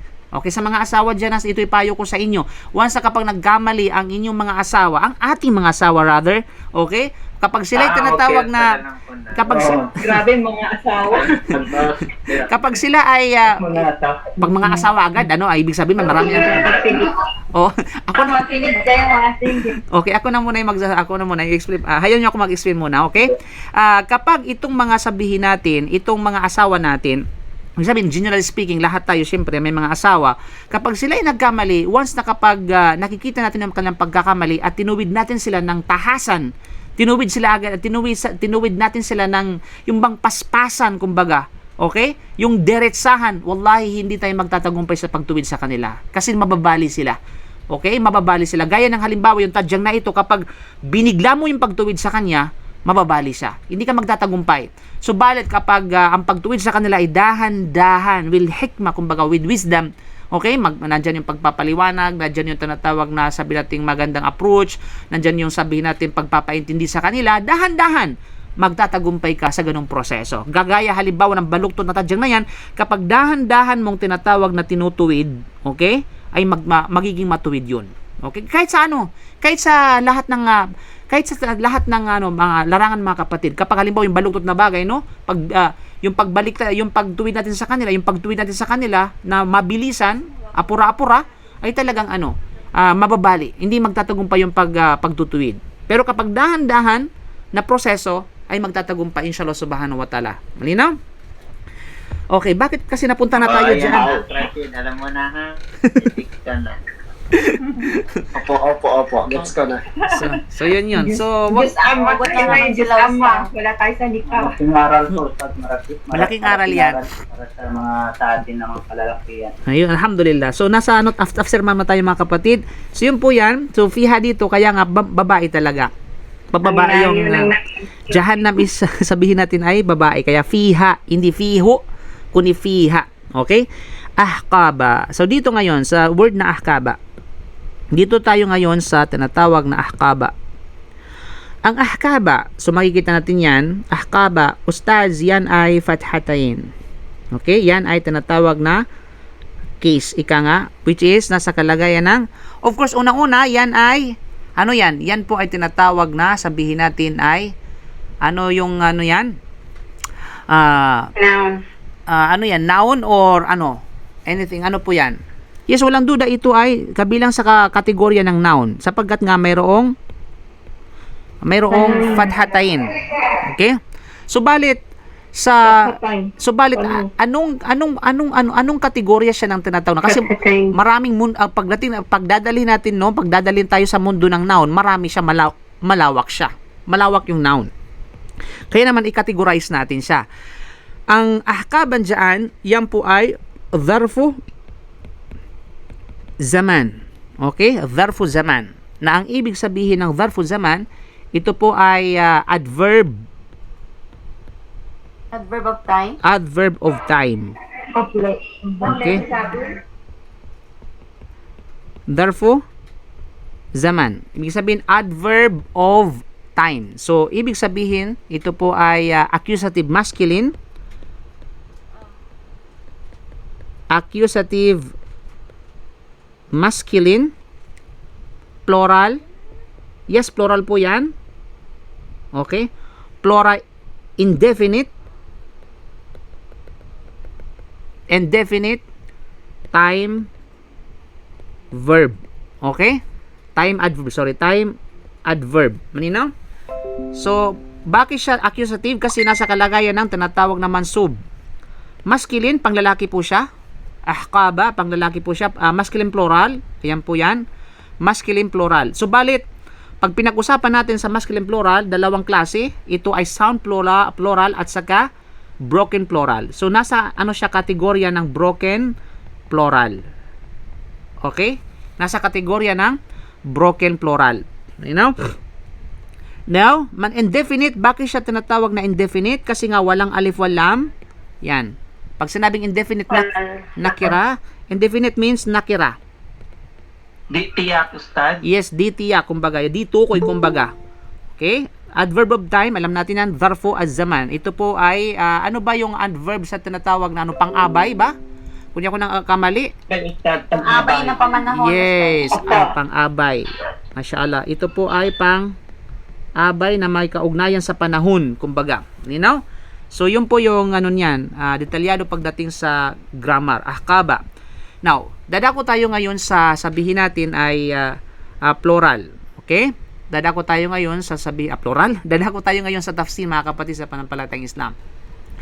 So, walang duda, kapag pinag-usapan natin ang sabihin natin na impyerno, labithina fiha ahqaba, so matutunghayan natin dito na yung labithina, ito ay tumutukoy doon sa taghin, no? Sila pa rin, subalit yung kalagayan nila ang tinutukoy dito. So, sinasabi ng Allah subhanahu wa ta'ala, labithina fiha ahqaba, at sila ay mananatili roon. Okay? So, lalagyan natin ng kahulugan. Labithina ay tumutukoy na sila, no? Kasi nga plural form pang tao yan. Sila ay mananatili. Mananatili. Fiha. Ayan. Nang ibig sabihin ay roon. Saan? Sa tinatawag na Jahannam. You know? Nang pagka-ahkaba, ibig sabihin ng ahkaba is pagkahaba-habang panahon. You know? Yan po yung ibig sabihin. Ahkaba is mahabang panahon. Mahabang tinatawag na sabihin natin ay panahon. Forever, Ustad. For ages, mga kapatid. Mamaya matutunghayan natin ang tinatawag na tafsir niyan. Now, ibig sabihin is indefinite, kaya nga indefinite ang dyan. Walang hindi tukoy, kumbaga. Diba? Hindi tinatawag na to. Kasi problema kapag ginawag yung ma'arifa, magkakaroon ng problema, magkakaroon ng malaking katanungan yun. Bakit ma'arifa yun? Ibig sabihin, tukoy ang panahon. Samantalang impyernong apoy para sa mga mananampalataya, walang hanggan. Diba? Okay. So, ito ay mahabang panahon. Bakit naman mahabang panahon? May forever, Ustad. Diyan mayroong forever, mga kapatid. Sa dunya, walang forever. Sa paraiso at impyerno, walang may forever. Ay, walang May forever pala. Okay. Meron po. So, ibig sabihin, sila ay mga maninirahan sa impyerno, ahkaba. Na kung saan ang ahkaba, ito ay pangmaramihan ng salitang hukub. Okay? So, dadako tayo ngayon sa tinatawag na ano? Ang ahkab. So, marami ang ano yan. So, ito po yung ahkab. So, actually, maraming form po yan. Okay? So, dadako tayo sa tinatawag na plural. Then, sa kabila nito ay walang iba kundi ay singular. Okay, kasi maraming pattern po ang ahkab. Ang ahkab ay pangmaramihan, maaring pangmaramihan ng salitang tinatawag na sabihin natin hukub. Okay? Ayan, salitang hukub. Malinaw? Ayan. Na kung saan sorry, mali pala. Dito pala baliktad. Okay, hukub. Ayan. Then, ang plural nito ay walang iba kundi ay ahkab. Yan po yan. Ahkab. You know? At ito ay walang hanggang panahon. Na ang tinutukoy dito mga kapatid ay sinasabi natin na ito ay walang hanggang panahon. Walang hanggang tinatawag na panahon. Yan po yung sabi ng ahkab. Mga walang hanggang panahon. Now, ito ay parang gayang ng salitang unuk. So, ipinapattern ito sa mga sabihin natin, no? Mga salitang, halimbawa, meron tayong unuk dito. Unuk, sorry. Unukun. Ayan. Na ang pag ginawa, ang plural form ng unuk ay walang iba kundi ay a'nak. Okay, a'nakun. Ayan, unuk, anak. So, nasa pattern yan. Ahkab, anak, hukub, unuk. Okay? Ayan. Nang ibig sabihin ng unuk at anak ay mga liig at mga liig. You know? So, ito ay liig, ito ay mga liig. Yan po yun. At ang kahulugan ay sila ay maninirahan dito sa sunod-sunod na mga panahon.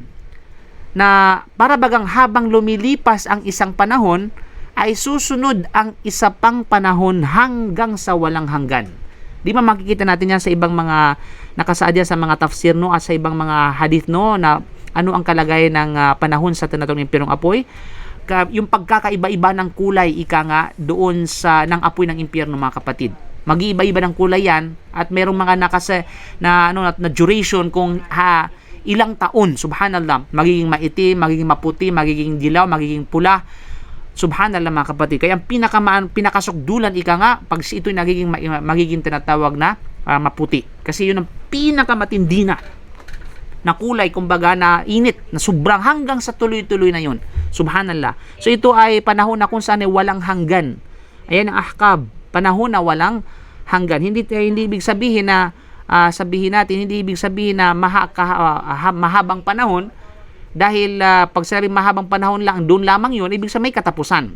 Magsabihin ito ay walang patid at tuloy-tuloy na walang katapusan. Yan ang ibig sabihin ng ahkaba. At mula rin sa kahulugan ng hukom no ay al-hikba. Ay tinatawag na al-hikba. So isa sa mga form nito mga kapatid, okay, ay al-hikba. Okay? Al-hikba na kung saan ay hikab, yan. Isa sa mga form po nito ay gaya po niyan. Hikab. Kanya hukub, tapos maaari siyang gawing hikab. At kapag ginawang plural siya, ay magiging al-hikba. Okay? Magiging tinatawag na hikba. Allahu Akbar. Hikba.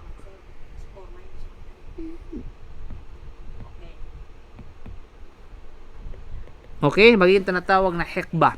Na yun pa rin, mahabang panahon pa rin ang tinutukoy. At ito ay maaaring gawing pangmaramihan ng sabihin natin ng hekab. Hekab, which is hekba. Gaya ng, halimbawa, yung kirba, no? Yung kirba. Yung kirba, tapos, pangmaramihan ito ng kirab. Yan, kirab. Anyway, sa grammar, ito yung binibase yung pattern dito. Kirab, kirbang ibig sabihin ay mga kwero, kumbaga. Okay? Now, pagdating sa tinatawag na mga kapatid, ibig sabihin sila ay mananatili rito para sa ahkab, na ito ay pangmaramihan ng tinatawag na hukub. Ang ibig sabihin ng hukub ay yugto ng panahon. Ayan po, walang hanggan panahon o yugto ng panahon, na kung saan ay sinabi ni Khalid bin Ma'dan, si Khalid bin Ma'dan ay isa sa mga mufassirun, ang aya na ito ay ang aya na khalidina fiha ma damatis samawati wal ardu illa ma syaa rabbuk. Okay, ito ay matatagpuan sa sabi natin sa chapter Suratul Hud, chapter 11, verse 107 ng banal na Quran. Okay, na ano bang sinabi niya? Sinabi ni Khalid bin Ma'dan, ang aya na ito, itong aya na ito, yung labithina fiha ahqaba, ay ito at ang aya na kung saan matatagpuan sa ito Suratul Hud, chapter 11, verse 107 ng banal na Quran, na sinabi ng Allah, khalidina fiha ma damatis samawati wal ardu illa ma syaa rabbuk, at sila ay mananatili sa impyernong apoy magpasawalang hanggan, hanggang nananatili ang mga ipinalit na panibagong kalangitan at kalupaan, at patuloy ang paggawad ng parusa sa kanila, at ito ay walang katapusan, at ito ay katiyakang magpapatuloy maliban na lamang sa sinumang naisin ng iyong Rab na palabasin mula rito. So, illa ma syaa rabbuk, ibig sabihin, may mga tao pala doon sa impyernong apoy na kung saan ipapasok ng Allah subhanahu wa ta'ala, at pagdating ng panahon ay ilalabas ng Allah subhanahu wa ta'ala yung mga tao na ito mula sa impyernong apoy. Ang tanong, sino ang tinutukoy dito na illa ma syaa rabbuk? Maliban doon sa nanaisin ng iyong Panginoon na ilalabas. Ang tanong, sino yung ilalabas dito mga kapatid mula sa impyernong apoy? Okay? Sino sila, Ustad? Sino sila? Ito na nga mga kapatid. May nagawang Okay, sino sila? Mga ano ba? Mga sino? Mga nagtatangan sila yung lilinisin lang po sila sa ng tawhid. Okay. Sila yung ito yung mga parehong tumutukoy sa mga nagtatanga ng tauhid. Ibig sabihin, sila ay yes, okay. Sila po ay mga nagtatanga ng tauhid. Sila po yung mga nasa kanila ang tauhid, tapos sila ay namatay na kung saan mayroong pagkakasala sa Allah na hindi pinatawad ng Allah subhanahu wa ta'ala, na kung kaya sa kabilang buhay, sila ay parurusahan batay sa kaalaman ng Allah at batay sa panahong itinakda ng Allah para sa kanila. At kapag dumating na yung panahon ng kanilang paglabas, sila ay aanguhin ng Allah subhanahu wa ta'ala mula sa impyernong apoy papasok ng paraiso. Linaw? So yun po yung doon. Kasi bakit? Hindi mo pwedeng hindi pwedeng makalabas ang mga walang pananampalataya. Hindi pwedeng makalabas sa impyernong apoy ang mga tao na walang pananampalataya, na namatay sa shirk, namatay sa pagtatambal kailanman habang buhay sila doon, at yan ay isinaad mismo sa napakaraming aya ng banal na Quran. Okay? So yun, yung komento na ito, itinala ni Ibn Jarir ang pahayag na ito sa kanyang tafsir. So naitala din ni Ibn Jarir mula kay Salim na narinig niya si Al-Hasan na tinanong tungkol sa pahayag ng Allah, labithina fiha ahqaba, yung aya na ito. Sabi niya, kaugnayan sa ahqab, ito ay walang tiyak na tagal ng panahon, kaya naman ay indefinite, no? Maliban sa pangkalahatang kahulugan nito ng kawalang hanggang apoy ng impyerno. So walang hanggan mga kapatid. Kasi kapag yung ahqaba, i-apply natin niya sa mundo, mayroong limited, mayroong limitadong panahon. Limitadong tinatawag na sabihin nating panahon. Okay? So may tukoy na panahon. Mahaba man pero may katapusan. Pag dito sa mundo yan. Pero sa pangkabilang buhay, walang ibang ibig sabihin nun, lalo pat ito ay may kaugnayan sa mga walang pananampalataya, kundi ay kawalang hanggan ng apoy ng impyerno. Pero kapag ang tinutukoy natin dito, na kung saan ay limitadong panahon, kumbaga, ito'y tumutukoy sa mga nagtatanga ng tauhid. Nagtatanga ng tauhid. Mayroon silang tinatong limited time sa impyernong apoy at sila'y aanguhin ng Allah pagdating ng panahon. Gayon pa man, binanggit nila, sabi ni Ibn Jarir, gayon pa man, binanggit nila na ang hukub ay 70 taon. Okay? So bilang dito, bilang kung ating itutukoy kumbaga yung kahulugan specifically ng hukub or ahqaba, ilang taon yun? Sabi na, sa Arab, kapag sinabing ginamit ang word na hukub or ahqaba, okay, kapag tumutukoy sa tukoy na panahon, ang kahulugan nito ay 70 years. Okay? 70 years. Malinaw? 70 taon. At ang bawat araw nito ay parang 1,000 taon ayon sa iyong kalkulasyon dito sa daigdig. Okay? Ibig sabihin dito, kasi yung 70 years na yan, yung single day, sa loob, sa tinatawag na 70 years na yan, so ibig sabihin merong 1,000 taon, equivalent ng 1,000, okay? 1,000 years. Ang tanong dito, so 70 years, biro mo, ilang di ang 70 years? Tapos i-times mo siya sa 1,000. Subhanallah. Okay? So, ika nga, sige, saan yung mga engineer dyan? How many days? How many days in 70 years? Ano muna tayo, no? How many days in 1 year? 365. days. Ilan po? 365. Dad. Okay. 365. Wait lang, 1 year, equivalent ng 300, 365. okay, approximate lang, approximate lang po yan, di ba? 365. Based in grade, 1,550 days. 1,000 months. Yan. sandali lang, ha? 1,000 months. Ustad, i-time siya sa 70, Ustad. Okay, Gregorian calendar. Less than 1,000 months pala. Biro mo. Okay, so 1 year, so i-times mo siya sa tinatawag na 70. Ilan? 25,550, Ustad. 25,000, ilan? 550. 25,550 days. Subhanallah. Okay? Tapos, i-times mo pa siya sa tinatawag na 1,000. Kasi di ba 1 day is 1,000? Subhan. 550 million? 25 million stud. 25 million. 25 million. 500. Hindi ko na 25. 25 million. 25 million. 25. 750,000. Basta may million. 550. Basta yun na yun. Subhanallah, mga kapatid. Biro mo? Bakit yun? Okay. Bakit 50,000? Oo, nag-aaway mga mathematics major, masyado, tabarakallah. Okay. Basta, I mean, more than 25 million. Subhanallah. Oh, more than 25 million days, kumbaga mga kapatid sa panampalatayang isa. Mantakin mo yun. Yun yung tinatawag na ahkab lang yan. Ha? Yan ay equivalent lamang kung ang kahulugan ng ahkab is in particular meaning nito, mga kapatid sa panampalatayang Islam. You know? Times 70 pa yan, Ustad. Okay? So, yun na, 70 years na yan. 70 years. No, 1 year. Kasi 70 years na. Malinaw? So, times 70, ano pa yan sa, iba pa sa tinatawag na kabilang buhay. Kasi 70 year, sa tinatawag na 70 years. I mean, subhanallah. I mean, napakahabang panahon kung tutuusin mga kapatid sa panampalatayang Islam, di ba? So, kaya naman kapag ang tukoy, kumbaga ito yan para to reconcile ika nga na kasi baka may mga magtatanong ba, yung ahkaba ay tumutukoy sa limited time. Tapos tumutukoy sa unlimited time. Paano i-reconcile? Kapag ang pinag-usapan natin dito ay limited time, na ang Allah subhanahu wa ta'ala nakakaalam lamang, ito applicable lamang ito sa mga muwahhidun na napadpad doon sa impyernong apoy para sila ay tinatawag na sabihin natin ay linisin ng Allah, para sila ay pagbayaran sa kanilang mga nagawang kasalanan. Okay? Bagamat ganun pa man sa mga muwahhidun, subhanallah, ang tagal kapatid kung ating tutuusin. Ang tagal mo magstay sa impyernong apoy, subhanallah.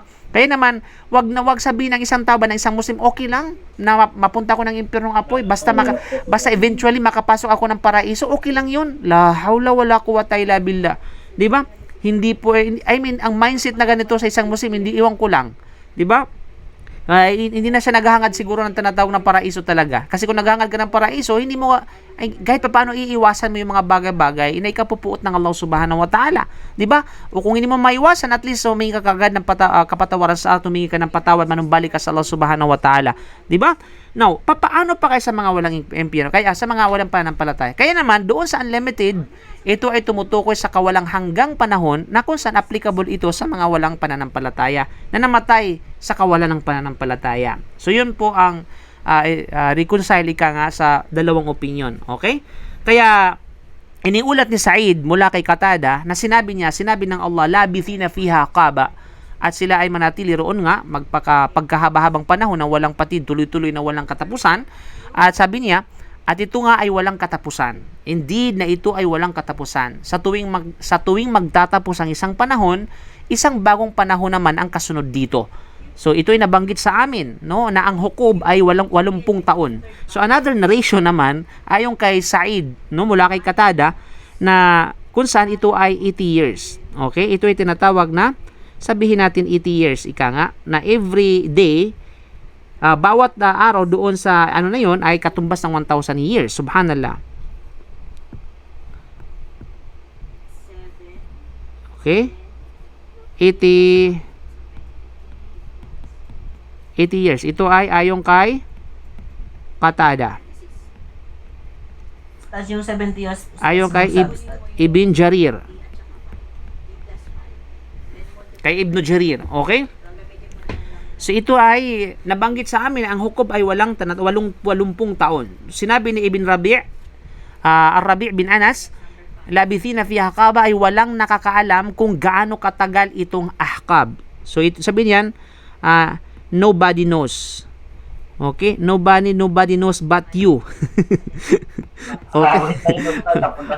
Okay. Sino sabi, Ustad? Oh, ito si Ar-Rabi' bin Anas. Okay? Nobody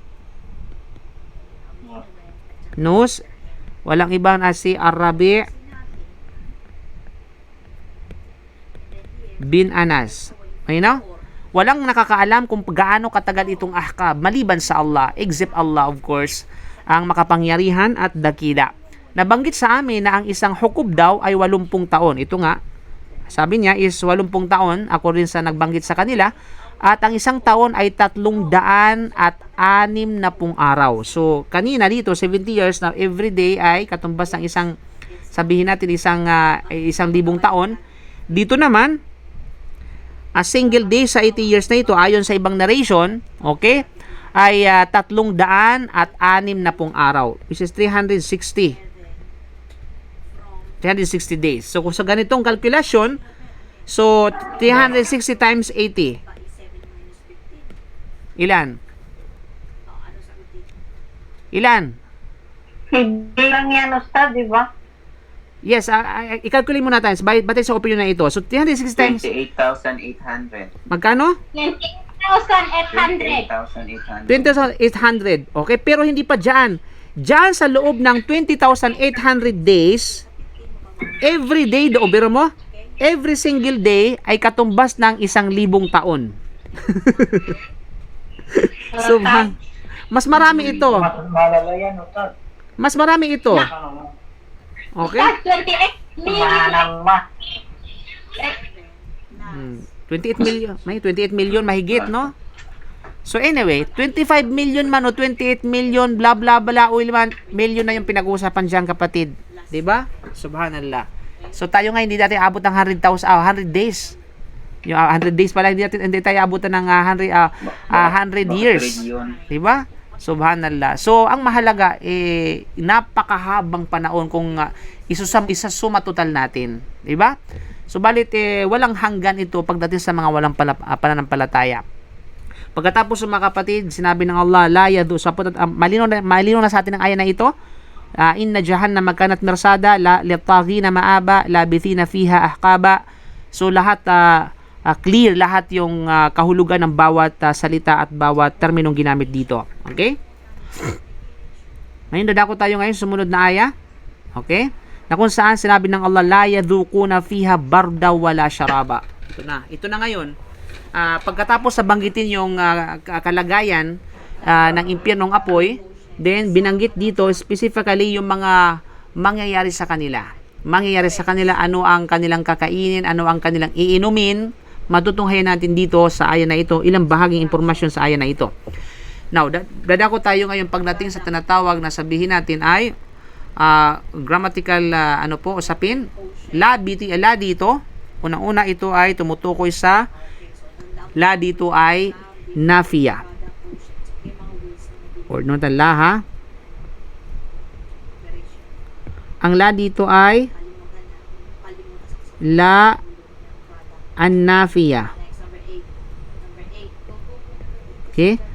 Ang la na yan ay tumutukoy sa an-nafiya. Ano bang ibig sabihin ng la an-nafiya? Ito ay la ay for negation. Ibig sabihin ng negation dito ay pagtanggi. Ito yung tinatawag na negative particle. Yeah. Okay, ito ay tumutukoy sa negative Negativity. particle. Okay? So, yan, na kung saan, sa ano po yan ay harfun nafi. Pag i-Arabic natin yan ay harfun nafi. Okay, malinaw? Harfun nafi. Kaya nga nafi ay, ibig sabihin ay negation. Okay, harfun nafi.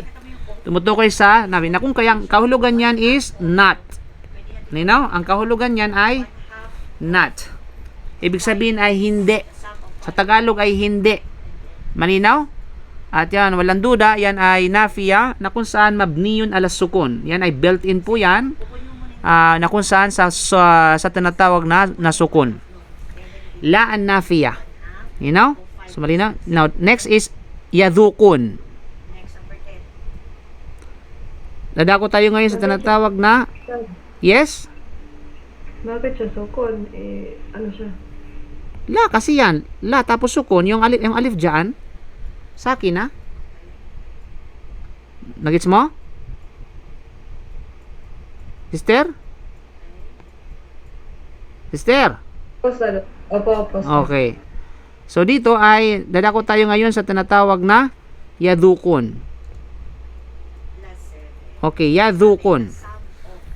Yadhukun, mga kapatid, ito ay tumutukoy sa tinatawag na, of course, ay verb. Okay? Yadhukun, combination ng verb at saka pronoun.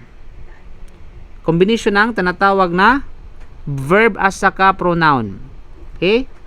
Ito natin, yadhukun. Ayan.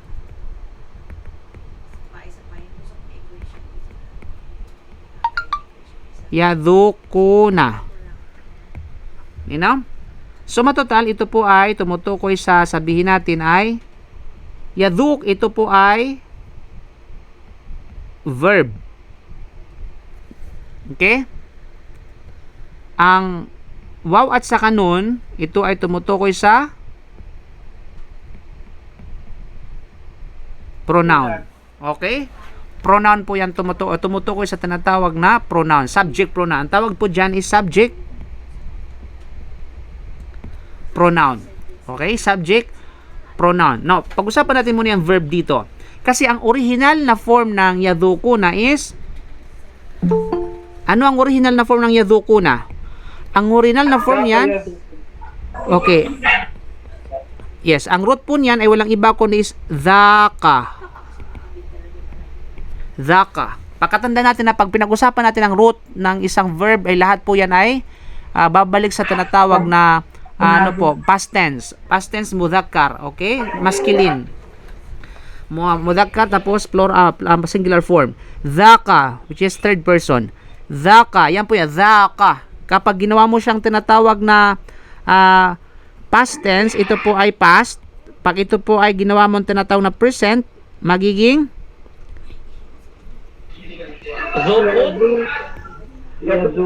Yaduko.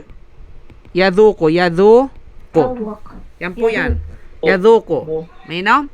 Kapag ang masdar nito is dhuk. Sa tinatawag na ano, kapag ginawa siyang noun is dhuk. Okay? Dhukun. Yan po yan. Dhuk. Malinaw? O kaya tadhawuk. Depende po yan kapag sa pinagagamitan. Anyway, yan ay sa present is yaduko. Malinaw? Yaduko. Tapos yung waw at sa kanun dito, yan. Yung subject pronoun po yan, which is yun po yung tinatawag na ano, waw at sa kanun, ito po ay tumutukoy sa, sabihin natin ay, ano? Plural form. Plural form. Yes. Plural form. Plural form po yan. Kaya naman, sa ano po yan, ito po ay third person masculine plural imperfect verb. So, yan po ay third person masculine plural. Yes. Masculine plural imperfect. Yes. Since ano yan siya masculine, paano siya maging feminine ang yadukon? Wait lang po. Imperfect sabi nating a verb. Okay? So, sa Arabic po yan, ito po ay fi'lun mudari. Ganito po yan, mamaya na po ha. Ito po ay fi'lun mudari. Fi'lun mudari. Malinaw? Wow. Ano yung wow dito? Ito. Wow, damirun muttasil.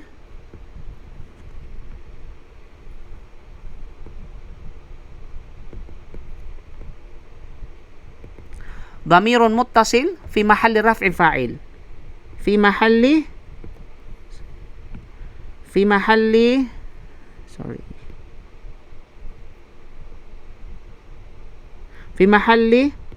raf fa'il. Ayan. Ibig sabihin po, fi'lun mudari, present, ano po yan? Present, kumbaga, present tense, no? Wow at saka yung wow dito, ito po ay damir muttasil, ibig sabihin pronoun, connected pronoun, fi mahalli sa lugar ng nominative case ng fa'il. Kasi nga, fi'il wa fa'il. Sa madaling salita, ito ay fi'il wa fa'il. Ibig sabihin, action word in doer of the action. You know? Action, verb, tapos doer of the action. You know?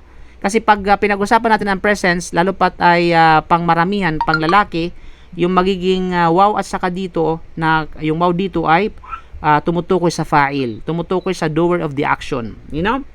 So yun po, yaduko na. Ang tanong ni brother ay ano po, paano pag paano tanong mo, bro? Sino yung nagtanong kanina? Kung paano pag yaduko, paano maging babae? Okay, paano natin gawin natin babae yan? Okay, paano siya maging babae? Yadukon din. Paano? Sige nga, kayo nga. Tadukon. Taduko. Yadukna. Yadukna. Yadukna. Yadukna. Yadukna.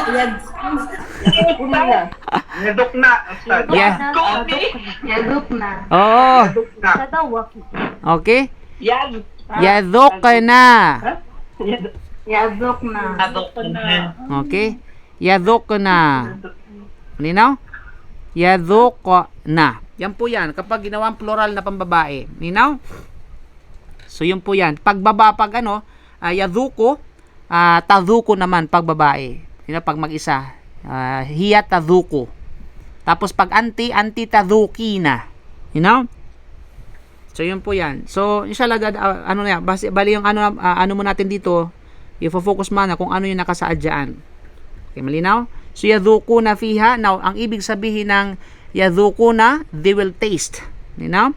Sila ay makakatikim. So, ang kahulugan is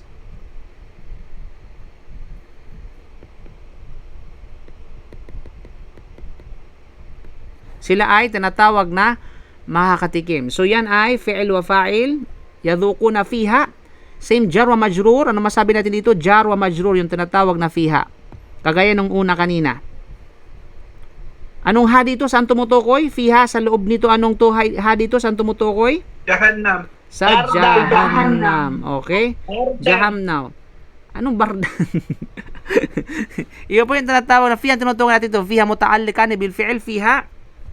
Wa bardan. Ang tanong, diyan tayo sa dadako sa bardan. Okay? Bardan. Ang bardan dito mga kapatid ay, ano yung bardan? Of course, ito ay noun. Okay. Anong case ito? Mansub. Accusative. Okay. Accusative. Malinaw? Accusative. Good. Accusative. Accusative. Subalit, ano ang kanyang tinatawag na, ano ang kanyang i'rab? Ano ang kanyang syntax, kumbaga? Ano ang i'rab niya? Maf'ulun bihi.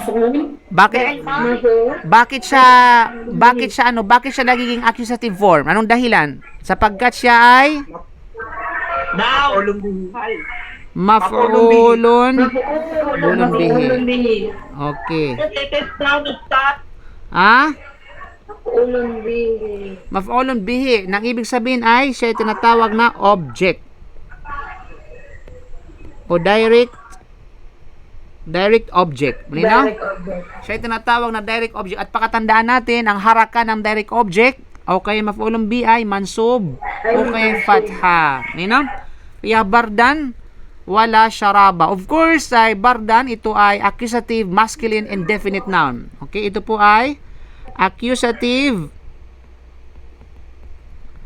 masculine, indefinite noun. Malinaw? Ustad, kung ganun siya tiyak, Ustad. Hindi kasi hindi naman sa tinatawag na ano ay ibig sabihin na hindi tiyak agad yung kahulugan. Ang mahalaga, pag walang alif walam kasi, automatic na indefinite form yan. Walang tinatawag na sabi nating alif walam. You know? But the meaning, barda na, in the sense na ika nga general speaking, kumbaga, pangkalahatan, na talagang walang hindi lamang siya hindi tiyak, kundi walang, walang wala pangkalahatan. Yan ang ibig sabihin ng indefinite. Okay? Pag ang nakira, isa sa mga ipinapahiwatig ng nakira, bukod doon sa hindi tiyak, ay yung tinatawag na pangkalahatang form. Pangkalahatan, na ang ibig sabihin, wala talagang lamig doon. Yan ang ibig sabihin nun. Kasi ang bardan, ibig sabihin ay coolness, kumbaga, kung sa English, cool, kalamigan, kumbaga. Nangangahulugan na walang anumang lamig doon. Kaya nga't indefinite yung dating. Pag sinabing indefinite sa Arabic, ipinapahiwatig ito na pangkalahatan. Hindi siya tinatawag na tukoy, hindi particular. Okay? Hindi bisa hindi tiya, hindi tukoy. So depende sa paggamit 'yan at konteksto ng salita. So dito ay hindi sabihin hindi hindi particular, kundi pangkalahatan siya. You know? So bardan, wala, tinatawag na wala syaraba. Of course, wala syaraba dito, wala syaraba ay ma'tufun ala ma qabla. Ibig sabihin wala ma'tufun, ibig sabihin ng ma'tu wala syaraba ay kaugnay kung ano yung nauna. Okay? Ito ay tinatawag na kaugnay kung ano yung nauna. Alam na, wow is wow al-ataf. Okay? Ang wow dyan ay walang duda is conjunction yan. Ayan. Wow dyan is ano yan? Al-ataf. Conjunction. Wow al-atifa. Ang tawag siya. Wow atifa. Then, of course, ang la dyan is harfun nafi. Similarly, kung ano yung dati dito, yan ang naparehas din. Syaraba. Yan ay ma'tuf. Ay, ibig sabihin ay naugnay kung ano yung nauna. Kung ano yung sinasabi dito sa bardan, ganoon din sa tinatawag na syaraba. Ibig sabihin, maf'ulun bihi. Okay? Maf'ulun. Ismun mansub. Ika nga. Accusative, masculine, indefinite noun. Okay? Yan po pagdating sa tinatawag na i'rab. Now, dadako tayo ngayon sa tinatawag na tafsir bilang panghuli. Now, la yadhukuna, syaraba ibig sabihin ay inumin, no? La yadhukuna fiha, at hindi sila makakatikim doon. Yung dhuk ibig sabihin ay tikim. Okay? From the word dhuk, ibig sabihin ay tikim.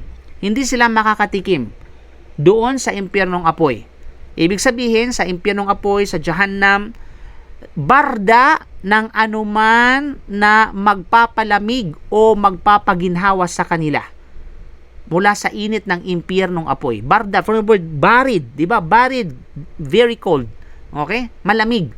Kaya naman, yung mga tao doon sa impyernong apoy, wala silang anuman na malalasahan, di ba? Matitikman mula sa anuman na magpapalamig o magpapaginhawa sa kanila mula sa tinainit ng impyernong apoy. Either hangin, either inumin, either hininga, wala talaga. Kahit anong bagay na malamig, ni hawakan wala.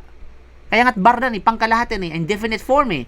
Anong klase ng lamig? Wala. Talagang walang matatamasa ika nga yung mga tao sa impyernong apoy. Iyadam billah. Ibig sabihin kayo, walang malamig na simoy ng hangin na magpapagaan mula sa kanila sa init ng apoy. Kaya barda ang tinutukoy dito, either simoy ng hangin, okay? O ano mang klase, simoy ng hangin o tinatawag na hininga, ano pa? Maging ang utot, wala doon ang ano. Basta umutot pa ba? Allahu alam kung umutot pa ba sila. Ang mahalaga, walang anuman tinatawag na sabihin natin ay anumang mapagkukunan ng malamig, kumbaga na anumang klase mga kapatid. Ninam? Wala syaraba, in-emphasize itong wala syaraba at walang anumang inumin ang ipaiinom sa kanila. So syaraba, ibig sabihin ay inumin ang ipaiinom sa kanila. Wala talaga. So ang kanilang pagkauhaw ay hindi mapapawi. Okay? Ang kanilang pagkauhaw ay hindi mapapawi. Ayan, ano na. Umalis mga kapatid na medyo na ano. Alak ka.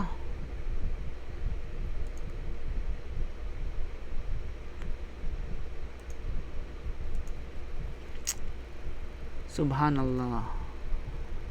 Wala po kayo. Nawa kasi yung internet ko Na-disconnect na siya. yung lock, Ayun na. internet ko nagloko. Sandali lang. Yung internet po nagloko. Wait lang. Kaya pala ustad na wala nabigla. Wait lang po ha. Loko-loko tong internet ha. Kasi kayong pala yung bayaran. Kayong. Yan pala. Judith na ustad. Yung pala yung bayaran. Anyway. So, no questionable, Ustad. Ha? No questionable talaga na magagano. So yung mga kapatid ha. So dito, yun nga masabi natin kanina na kung saan ay yun, walang anumang inumin, kumbaga, no? Ang ipapainom sa kanila. So dito, ang kanilang pagkauhaw ay hindi mapapawi. Subhanallah. Kasi umang tao doon mauuhaw mga kapatid sa panampalatayang Islam. Ibig sabihin ay walang pahinga para sa kanila kailanman. Walang pahinga. Wala talaga. At ang pag-uulit ng la dito, makikita natin dito, no? Binanggit muli yung la. Mapapansin natin, no? Okay? Mapapansin natin, inulit yan. Una-una ay ang la dyan. Yung unang la, pangalawa yung la. So sa atin magiging pag tayo nagsasalita magiging redundancy ba, paulit-ulit. Pero sa Quran at saka sa Sunnah, inuulit ang isang bagay to emphasize para bigyang diin yung kahalagahan ng isang bagay. Kaya dito pinaulit inulit yung la dito, which is hindi, ay upang makumpirmahin ang pagtanggi. To confirm para tinatawag na confirmation of negation, kumbaga. Okay? Refusal. Okay? Yung tinatawag na sabihin natin para i-confirm yung pagtanggi, talagang wala. Parang ganun, wala talaga. Walang puwang. Subhanallah. At upang ipahiwatig na kabilang dito, ang dalawang bagay. So ibig sabihin na yung dalawang bagay pinapahiwatig dito na sabihin natin ay wala ang ipinahiwatig na kabilang dito ang dalawang bagay, bawat isa sa kanila ay magkahiwalay. Sabihin na wala, la yadhuquna fiha barda, wala silang tinatawag na sabihin natin makakatikim ng anumang malamig at saka walang maiinom. So, although sila ay binanggit na magkapareho, subalit sila ay magkahiwalay. Okay, nangangahulugan dito kapag magkahiwalay sila, ang bardan dito, although yung bardan tumutukoy din sa anumang klase. Kapag dito lamang kasi tayo, bardan, wala pa yung wala syaraba, lahat ng klase ng malamig. Inumin man, hangin man, o anumang katulad nito. Malino? Subalit, dito binanggit na yung wala syaraba to emphasize na sila'y magkahiwalay. Ibig sabihin, kaya naman kapag sila hiwalay, ang tumutukoy na bardan dito ay simoy ng hangin. Ito ay tumutukoy sa tinatawag na hangin. Okay, hangin man o inumin man ay wala silang tinatawag na malalanghap. So yun po yan. So ito ay magkahiwalay. Although sila ay ipinagpahiwatig na silang dalawa ay dalawang bagay na exist na nandoon, na wala talaga, pero magkahiwalay sila, nahiwalay yung hangin sa hiwalay sa inumin. Pero lahat ng ito ay hindi mapapakinabangan ng mga taong impyernong apoy. Okay? Ng mga taong tinatawag na impyernong apoy. So ibig sabihin mga kapatid na hindi sila makakatagpo ng anumang lamig sa impyerno para sa kanilang mga puso, ni anumang mainam na inumin para sa kanila na makakasalo. Wala kailanman. Kaya sinabi ng Allah, illa hamiman wagasaka. Of course, ang illa hamiman wagasaka dito mga kapatid, kundi mainit na tubig na sukdulan ng init nito. Ibig sabihin, ngunit matitikman nila ang napakainit na tubig dito. Yan ang hamim. Okay? Gaya ng sinabi ng Allah sa ibang Quran, no? Wasukumaan hamiman faqatta'a am'aahum, sa suratu Muhammad chapter 47 verse 15 ng banal na Quran, na sila ay paiinumin ng napakainit na tubig na dahil sa tindi ng init nito ay magkakahiwa-hiwalay ang kanilang mga bituka. Subhanallah, dahil sa init mga kapatid, sila ay magkakahiwa-hiwalay ang kanilang dahil sa tinatawag na init mga kapatid sa panampalatay Islam. Okay? Wagasaka, alam mo yung sabi ng gasaka? Nana. No? Yan ang ibig sabihin ng gasaka, at yan inshallah matutunghayan natin yung mga susunod na tafsir after sa ating tinatawag na midterm inshallah. So wag niyo kaligtan na kabilang sa review niyo yung pinakahuling aya, yung tinatawag na aya 24. Ano? Inshallah, Ustad. Okay. Inshallah.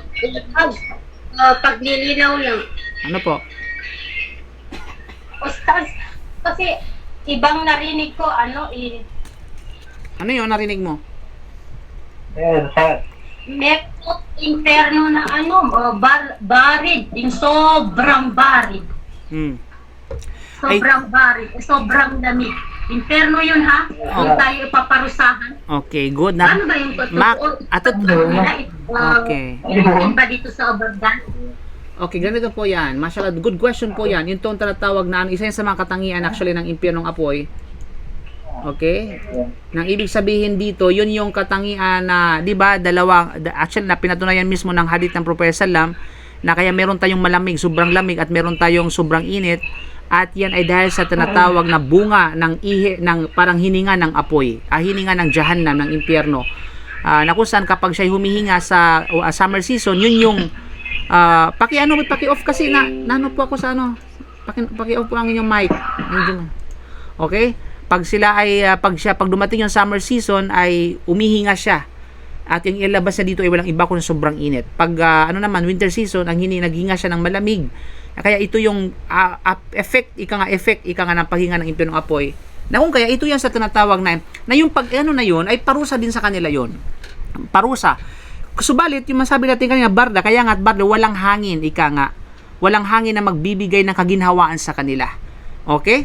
Walang hangin. Kaya nga naman, hindi sa lungat, walang contradiction. Kasi yung nakasaad doon sa tinatawag na aya sa banal na Quran na may kaugnayan sa tinatawag na, nakalimutan ko yung aya na yun, na nagpapahiwatig na yung sobrang lamig. Okay? Ay hindi tumutukoy sa tinatawag na sabihin natin ay yung pagpapaginhawa sa kanilang mga sarili at sa kanilang mga puso. Bagkus ito ay isang matinding parusa sa kanila. Okay? Kasi ang tinutukoy niya la yaduku na piha barda wala syaraba. Yung tinutukoy dito ay yung hangin na kung saan magpapaginhawa sa kanilang mga puso at saka yung inumin na magpapaginhawa sa kanilang mga puso. Kaya naman, doon sa impyernong apoy, mayroong inumin, subalit hindi siya inumin na magpapaginhawa, kundi inumin na magbibigay ng parusa sa kanila na kung saan ito yung tinatawag na nana at saka mainit. Okay? May inumin pa rin. Kaya ginamit dito is word na yadhuko. Hindi sila makakatikim. Okay? Hindi na makakatikim ng tinatawag na sabihin natin ng lamig na magpapaginhawa sa kanilang mga puso. Bagkus, may lamig, subalit parusa sa kanila yon. Malinaw? Parusa sa kanila yon. Malinaw ba yon? Mardia? Okay po, Ustad. Alhamdulillah. Okay, Ustad. Naintindihan ko. Okay, so dadako tayo ngayon mga kapatid. Yes. Okay. Sa ating rolita. Yan po.